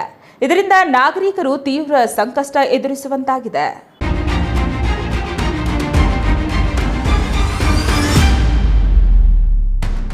ಗುಡಿಬಂಡೆ ಪಟ್ಟಣದ 11ನೇ ವಾರ್ಡ್ಗಳಲ್ಲಿ ಕೈಗೊಂಡ 17.36 ಕೋಟಿ ವೆಚ್ಚದ ಅಮೃತ್ 2.0 ಯೋಜನೆ ಪೈಪ್ಲೈನ್ ಕಾಮಗಾರಿ ಅವೈಜ್ಞಾನಿಕವಾಗಿದ್ದು ಪಟ್ಟಣದ ಎಲ್ಲಾ ಕಡೆ ರಸ್ತೆಯಾಗಿದ್ದು ಸರಿಯಾಗಿ ಮುಚ್ಚಿದ ರಸ್ತೆ ಸಂಚಾರ ದುರಸ್ಥವಾಗಿದೆ. ಇಂದು ಬೆಳಗ್ಗೆ ಪಟ್ಟಣದ 5ನೇ ವಾರ್ಡ್ನ ತಿರುಮಲ ನಗರಕ್ಕೆ ಸಂಪರ್ಕ ಕಲ್ಪಿಸುವ ರಸ್ತೆಯನ್ನು ಮಾಹಿತಿ ನೀಡದೆ ಏಕಾಏಕಿ ಅಗೆದಿದ್ದು ಇದರಿಂದ ಸಾರ್ವಜನಿಕ ಸಂಚಾರಕ್ಕೆ ತೊಂದರೆಯಾಗಿದೆ. ಕೂಡಲೇ ರಸ್ತೆ ಮುಚ್ಚಬೇಕು, ಸೂಕ್ತ ರೀತಿಯಲ್ಲಿ ಕಾಮಗಾರಿ ಮಾಡದಿದ್ದಲ್ಲಿ ಕಾಮಗಾರಿ ನಿಲ್ಲಿಸಲಾಗುವುದು ಎಂದು ಜನರು ಎಚ್ಚರಿಕೆ ನೀಡಿದ್ದಾರೆ. ಗುಡಿಬಂಡೆ ಪಟ್ಟಣದ ಎಲ್ಲಾ ರಸ್ತೆಗಳ ಮಧ್ಯಭಾಗವನ್ನ ಅಲ್ಲಲ್ಲಿ ಅಗೆದು ಪೈಪ್ ಅಳವಡಿಸಲಾಗಿದೆ. 5ನೇ ವಾರ್ಡ್ನ ತಿರುಮಲ ನಗರದ ಆಯಿಲ್ ಮಿಲ್ ಗೋಡಾನ್ನಿಂದ ಪಾರ್ಕ್ ವರೆಗೆ ಸುಮಾರು 200 ಮೀಟರ್ ಪೈಪ್ ಅಳವಡಿಸಲು ರಸ್ತೆ ಪಕ್ಕದಲ್ಲಿ ಗುಣಿ ಅಗೆದಿದ್ದಾರೆ. ಇದರಿಂದ ಸಂಚಾರಕ್ಕೆ ತೊಂದರೆಯಾಗಿದೆ. ಈ ರಸ್ತೆಯಲ್ಲಿ ಮಕ್ಕಳು ಹಾಗೂ ಸಾರ್ವಜನಿಕರು ಹೆಚ್ಚಿನ ಸಂಖ್ಯೆಯಲ್ಲಿ ಓಡಾಡುವುದು, ಶಾಲೆ ಕಾಲೇಜು ಮಕ್ಕಳು ತೆರಳುವ ವಾಹನಗಳು ಸಂಚರಿಸುವುದರಿಂದ ರಸ್ತೆಯನ್ನು ಹೀಗೆ ಅಗೆದ ಪರಿಣಾಮ ಇಲ್ಲಿ ಅಪಘಾತಗಳು ಆಗಾಗ್ಗೆ ಆಗುತ್ತವೆ. ಆದ್ದರಿಂದ ಕೂಡಲೇ ರಸ್ತೆಯನ್ನು ಸರಿಪಡಿಸಿ ಕೊಡಬೇಕೆಂದು ತಿರುಮಲ ನಗರದ ವಾಸಿಗಳು ಆಕ್ರೋಶ ವ್ಯಕ್ತಪಡಿಸಿದರು. ಬೆಳಿಗ್ಗೆ ಅಷ್ಟೊತ್ತಿಗೆ 8 ಗಂಟೆಗೆ ಸ್ಟಾರ್ಟ್ ಮಾಡಿದ್ದಾರೆ, ವರ್ಕ್ ಮಾಡ್ತಾ ಇದ್ದಾರೆ. ಎಲ್ಲ ಅಗೆದು ಬಿಟ್ಟಿದ್ದಾರೆ ಚರಂಡಿಗಳು. ತೆಗೆದುಬಿಟ್ಟು ಒಂದು ರೋಡ್ ಆ ಕಡೆ ಜನ ಈ ಕಡೆ ಬರೋಂಗಿಲ್ಲ, ಈ ಕಡೆ ಜನ ಆ ಕಡೆ ಹೋಗೋಂಗಿಲ್ಲ. ಈಗ ಬೆಳಗ್ಗೆ ಘಟನೆಗಳು ಏನೇನು ನಡೀತಾ ಅಂದರೆ, ಒಬ್ಬರು ಅರ್ಜೆಂಟು ಬೆಂಗಳೂರು ಕೋರ್ಟ್ಗೆ ಹೋಗಬೇಕಾಗಿತ್ತು, ಅವರು ಕಾರ್ ತಗೊಂಡು ಬಂದು ಅಲ್ಲೇ ನಿಂತಾಕಿದ್ರು. ಮತ್ತು ಇನ್ನೊಬ್ಬ ಪ್ರೆಗ್ನೆಂಟ್ ಪೇಷೆಂಟು ಬಂದಿದ್ದಾರೆ, ಪಾಪ ಅವ್ರ ಆಟೋಲ್ಲಿ ಬಂದಿದ್ದಾರೆ, ಇಳಿದ್ರು, ಎಲ್ಲಿ ಹೋಗೋಕ್ಕಾಗ್ತಾ ಇಲ್ಲ. ಈಗ ದನಕರುಗಳು ಆಚೆ ಹೋಗೋಕ್ಕಾಗ್ತಾ ಇಲ್ಲ. ಯಾವ ರೀತಿ ಇದನ್ನು ಯಾರು ಪ್ಲಾನಿಂಗ್ ಕೊಟ್ಟರು, ಏನು ಅನಾಗರಿಕರ ಥರ ಈ ಕೆಲಸ ಮಾಡ್ತಾ ಇದ್ದಾರೆ. ಅದಕ್ಕೆ ಯಾಕೆ ಇಷ್ಟೊಂದು ಇರೆಗ್ಯುಲರಾ? ಆ JE ಯಾರು, ಆ ಮೇಸ್ತ್ರಿ ಯಾರು, ಮತ್ತು ಆ ಕಾಂಟ್ರಾಕ್ಟ್ ಯಾರು? ಅದಕ್ಕೆ ಅವರು ಬರೋವರೆಗೂ ನಾವು ಇಲ್ಲಿ ಕೆಲಸ ಮಾಡಿಸೋದಿಲ್ಲ. ಯಾಕಂದರೆ ಜನರಿಗೆ ಅನುಕೂಲಕರವಾಗಿ ಮಾಡ್ತಕ್ಕಂಥ ಕೆಲಸಗಳನ್ನ ಅನಾನುಕೂಲವಾಗಿ ಮಾಡಿದ್ರು ಸುಮ್ಮನೆ ಜನರ ಬಾಯಿ ಮುಚ್ಕೊಂಡು ಸುಮ್ಮನೆ ಇರಬೇಕಾ? ಅದಕ್ಕಾಗಿ ಇದು ನಿಜವಾಗ್ಲೂ ತುಂಬ ಇರೆಗ್ಯುಲರ್ ಆಗಿ ಮಾಡ್ತಾ ಇದ್ದಾರೆ. ಅದು ಅಗದಿದ್ರಲ್ಲೂ ಮತ್ತೆ ಡಬಲ್ ಟೈಮ್ ಅಗದು ಮತ್ತೆ ಹಾಕ್ತಾ ಇದ್ದಾರೆ. ಆದ್ದರಿಂದ ಇದು ನಿಜವಾಗ್ಲೂ ಇಂಥ ಜೊತೆಗೆ ಆ ಕಾಂಟ್ರಾಕ್ಟರ್ನ ಕ್ಯಾನ್ಸಲ್ ಮಾಡಬೇಕು, ಅವ್ರ ಲೈಸೆನ್ಸನ್ನು. ಅದು ಅವ್ರಿಗೆ ಬುದ್ಧಿ ಬರೋದು. ಆದ್ದರಿಂದ ನಾವು ಬಿಡೋದಿಲ್ಲ. ಇದು ಪೂರ್ತಿ ಅಟ್ಲೀಸ್ಟ್ ಸೇಫ್ಟಿ ಬ್ಯಾರಿಕೇಡ್ಗಳಾದರೂ ಹಾಕಿಲ್ಲ, ಅಟ್ಲೀಸ್ಟ್ ಒಂದು ಬ್ಯಾನರ್ ಬರೆದು ಇಲ್ಲಿ ಕಾಮಗಾರಿ ನಡೀತಾ ಇದೆ, ಇಲ್ಲಿ ವ್ಯವಸ್ಥೆ ಈ ರೀತಿ ಇದೆ, ಇಲ್ಲಿ ರಸ್ತೆ ಬಿಟ್ಟಿದ್ದೀವಿ, ಈ ರೀತಿಯ ಏನು ಸೇಫ್ಟಿ ಈ ಜವಾಬ್ದಾರಿಗಳೇನಿದೆ ಏನೂ ತಗೊಂಡಿಲ್ಲ ಅವರು. ಅಮೃತ್ 2 ಯೋಜನೆ ಅವರು ಇಂಜಿನಿಯರ್ ಯಾರಿದ್ದಾರೆ, ನೀವು ಖಂಡಿತ ಇಲ್ಲಿಗೆ ಬರಬೇಕು. ಎಲ್ಲ ರೀತಿಯಲ್ಲಿ ಏನೇನೋ ನೀವು ದಾಖಲೆಗಳನ್ನು ತಗೊಂಡಿದ್ದೀರಾ, PWD ಪರ್ಮಿಷನ್ನು, ಪಟ್ಟಣ ಪಂಚಾಯತಿ ಪರ್ಮಿಷನ್ನು, ಇಲ್ಲಿ ಏನೇನು ತಗೊಂಡು ಕೆಲಸ ಮಾಡ್ತಾ ಇದ್ದಾರೆ, ಪ್ರೊಫೆಷನರಿ ಏನು ತಗೊಂಡು ಇಲ್ಲಿ ಕೆಲಸ ಮಾಡ್ತಾ ಇದ್ದಾರೆ ತೋರಿಸ್ಬೇಕು. ಅಲ್ಲಿವರೆಗೂ ನಿಮ್ಮನ್ನ ಕೆಲಸ ಮಾಡಕ್ಕೆ ನಾವಂತೂ ಬಿಡಲ್ಲ.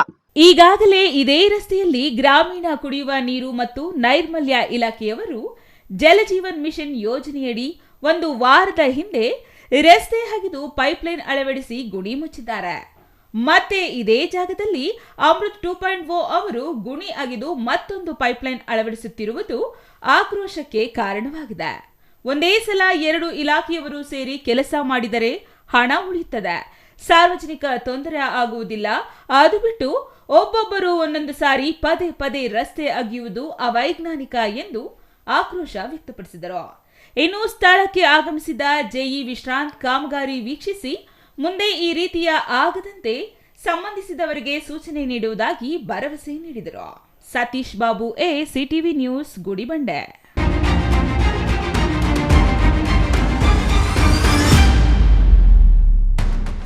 ಮಾನವ ಹಕ್ಕುಗಳು ದೊರೆತಿರಬೇಕಾದರೆ ಅದು ಸಂವಿಧಾನ ನೀಡಿರುವ ಬಳುವಳಿಯಾಗಿದ್ದು, ಸಂವಿಧಾನ ಶಿಲ್ಪಿ ಅಂಬೇಡ್ಕರ್ ಅವರ ದೂರದೃಷ್ಟಿತ್ವ, ಸಮಾನತೆ ಹಾಗೂ ಮಾನವೀಯ ಮೌಲ್ಯಗಳಿಗೆ ಅವರು ನೀಡುತ್ತಿದ್ದ ಪ್ರಾಶಸ್ತ್ಯದ ಮೂಲವಾಗಿದೆ ಎಂದು ಲೇಖಕ ಡಾಕ್ಟರ್ ಮಂಜುನಾಥ್ ಅದ್ದೆ ಹೇಳಿದರು.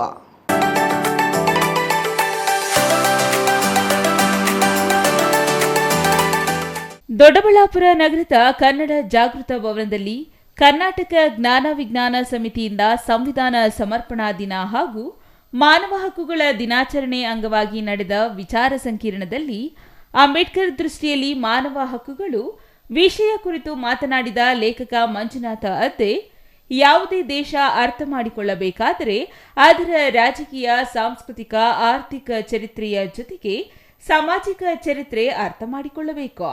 ಸಂವಿಧಾನ ಬರೀ ದಲಿತರಿಗೆ ಸೀಮಿತವಾಗಿದ್ದು ಅವರೇ ಸಂವಿಧಾನದಿಂದ ಪ್ರಯೋಜನ ಪಡೆಯುತ್ತಿದ್ದಾರೆ ಎನ್ನುವುದು ಅಸಮಂಜಸ. ಈ ತಪ್ಪು ಕಲ್ಪನೆ ಮೊದಲು ದೂರವಾಗಬೇಕು ಎಂದರು.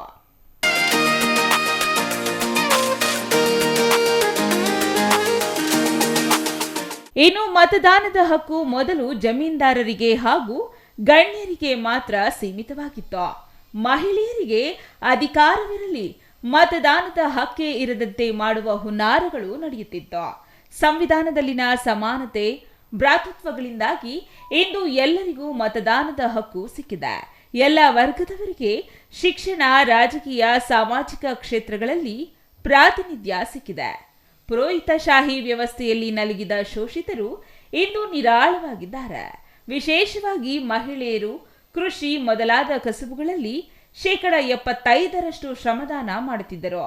ಅವರಿಗೆ ಯಾವುದೇ ಕಷ್ಟ ನೋವುಗಳನ್ನು ಹೇಳಿಕೊಳ್ಳುವ ಸ್ವತಂತ್ರವೂ ಇರಲಿಲ್ಲ. ಇಂತಹ ಅನಿಷ್ಟ ಪದ್ಧತಿಗಳು ದೂರವಾಗುವಂತೆ ಮಾಡಿತ್ತು ನಮ್ಮ ಸಂವಿಧಾನ ಎಂದರು.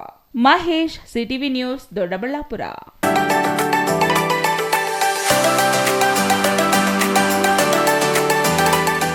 ಡಿಸೆಂಬರ್ 21ರಂದು ನಂಜನಗೂಡು ನಗರದಲ್ಲಿ ನಡೆಯಲಿರುವ ಕನಕ ಜಯಂತಿ ಹಿನ್ನೆಲೆ ನಗರದಲ್ಲಿ ಗುರುವಾರ ಪ್ರಚಾರ ವಾಹನಕ್ಕೆ ಚಾಲನೆ ನೀಡಲಾಯಿತು.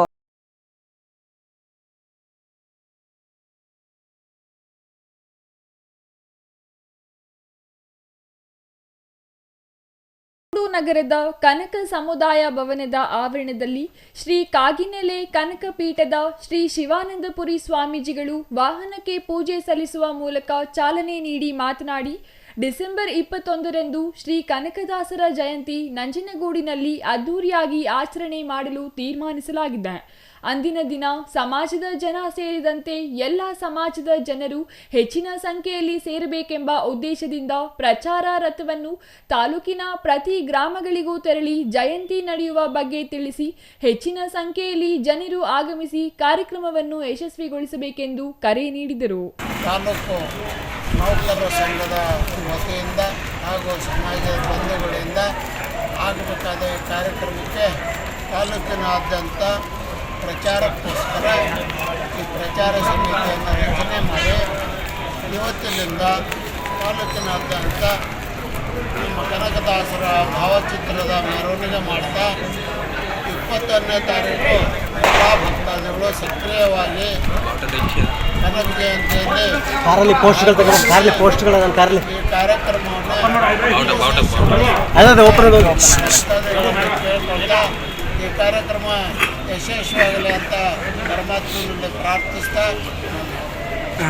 Kumar, CTV news, Nanjangud.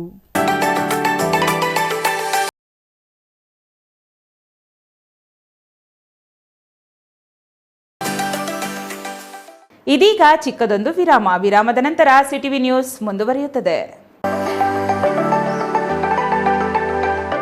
Shri Manjunatha hardware and innovations 22 ವರ್ಷಗಳಿಂದ ಮಾರುಕಟ್ಟೆಯಲ್ಲಿ ಸುದೀರ್ಘ ಪಯಣ ಮತ್ತು ಗ್ರಾಹಕ ಹಾಗೂ ಎಂಜಿನಿಯರಿಂಗ್ಗಳ ನಂಬಿಕೆಯ ಆಯ್ಕೆ.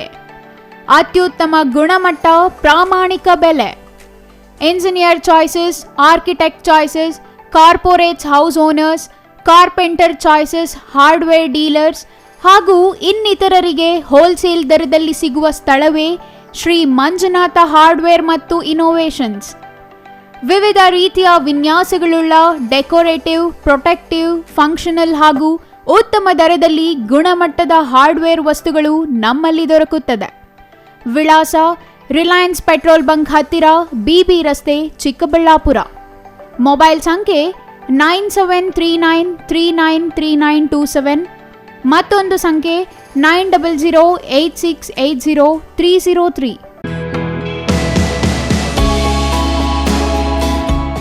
ಶ್ರೀ ಚಾಮವಿ ಪಾರ್ಟಿ ಹಾಲ್, 4ನೇ ಮಹಡಿ, ಶ್ರೀ ಚಾಮವಿ ಕಾಂಪ್ಲೆಕ್ಸ್, ಗೆರಿಯಾ ಶೋರೂಮ್ನ ಮೇಲೆ, ನಂಬರ್ 232T, ಬಿಬಿ ರಸ್ತೆ, ಚಿಕ್ಕಬಳ್ಳಾಪುರ. ನಿಮ್ಮ ಎಲ್ಲ ಶುಭ ಕಾರ್ಯಗಳಿಗೆ ಸುಸಜ್ಜಿತ ಪಾರ್ಟಿ ಹಾಲ್ ಚಿಕ್ಕಬಳ್ಳಾಪುರದಲ್ಲಿ ಸಿದ್ಧ. ಹುಟ್ಟುಹಬ್ಬ, ನಾಮಕರಣ, ಕಾರ್ಯಕ್ರಮ ಯಾವುದೇ ಇರಲಿ ನಿಮ್ಮ ನಿರೀಕ್ಷೆಗೆ ತಕ್ಕ ಪಾರ್ಟಿ ಹಾಲ್. ಎಸಿ ಕೇಂದ್ರೀಕೃತ ಪಾರ್ಟಿ ಹಾಲ್ ಪ್ರೊಜೆಕ್ಟರ್ ಮತ್ತು ಪರದೆಯೊಂದಿಗೆ ಸಿದ್ಧವಾಗಿದೆ. ಎಐ ಸ್ಪೀಕರ್ಗಳಿಂದ ಆವೃತ ಲಿಫ್ಟ್ ಕೂಡ ಲಭ್ಯವಿದೆ. 100 ಕಾರ್ಗಳಿಗೆ ಪಾರ್ಕಿಂಗ್ ವ್ಯವಸ್ಥೆ, ಪವರ್ ಬ್ಯಾಕಪ್ ಜನರೇಟರ್ ಲಭ್ಯ. ಕೂಡಲೇ ಸಂಪರ್ಕಿಸಿ 9916161691 9739702077.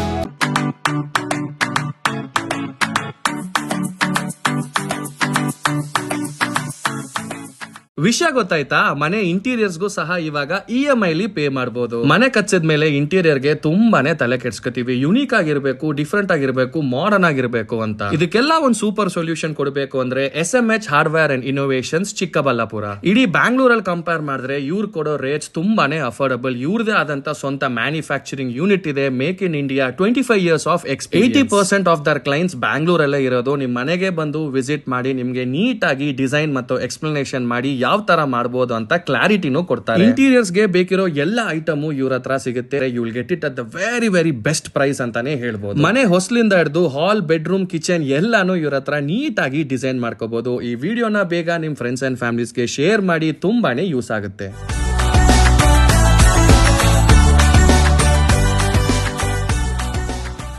ವಿರಾಮದ ನಂತರ ಮತ್ತೊಮ್ಮೆ ಸಿಟಿವಿ ನ್ಯೂಸ್ಗೆ ಸ್ವಾಗತ. ಇದೀಗ ಸಂಕ್ಷಿಪ್ತ ಸುದ್ದಿ.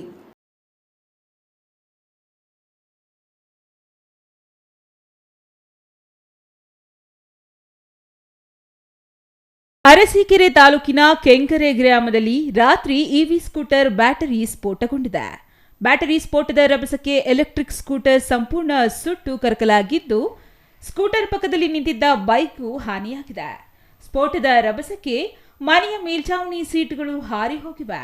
ಸ್ಫೋಟದ ಶಬ್ದ ತಿಳಿಯುತ್ತಿದ್ದಂತೆ ಅಕ್ಕಪಕ್ಕದ ಮನೆಯವರು ಧಾವಿಸಿ ಎಲೆಕ್ಟ್ರಿಕ್ ಸ್ಕೂಟರ್ ಅನ್ನು ಮನೆಯಿಂದ ಹೊರಗೆ ಎಳೆದೊಯ್ದು ಯಾವುದೇ ಪ್ರಾಣಾಪಾಯ ಸಂಭವಿಸಿಲ್ಲ. ಸ್ಕೂಟರ್ ಮಾಲೀಕ ಬ್ಯಾಟರಿ ಕಂಪನಿಯವರಿಗೆ ಹಲವು ಬಾರಿ ಕರೆ ಮಾಡಿ ವಿಷಯ ಮುಟ್ಟಿಸಿದರೂ ಬ್ಯಾಟರಿ ಕಂಪನಿಯವರು ಉಡಾಫೆ ಉತ್ತರ ಕೊಡುತ್ತಾರೆ ಎಂದು ದೂರಿದ್ದಾರೆ.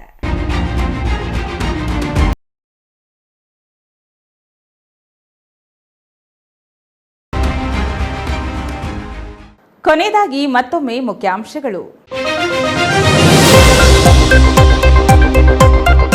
ಬೈಕ್ ಸವಾರರೇ ಎಚ್ಚರ, ನಾಳೆಯಿಂದ ಚಿಕ್ಕಬಳ್ಳಾಪುರ ಜಿಲ್ಲೆಯಾದ್ಯಂತ ಹೆಲ್ಮೆಟ್ ಕಡ್ಡಾಯ.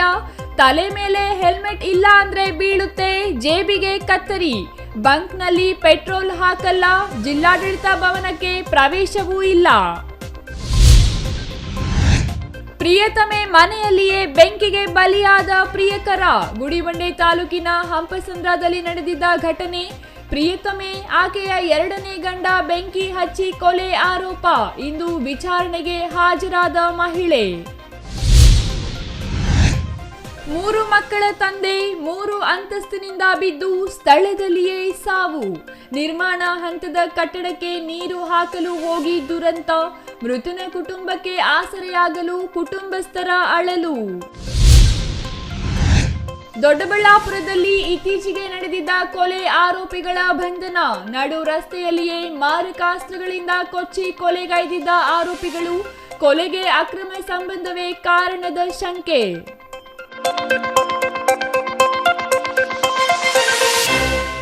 ಇದಿಷ್ಟು ಈ ದಿನದ ಸುದ್ದಿ. ನೋಡ್ತಾ ಇರಿ ಸಿಟಿವಿ ನ್ಯೂಸ್, ಇದು ನಿಮ್ಮ ಜೊತೆಗಾರ.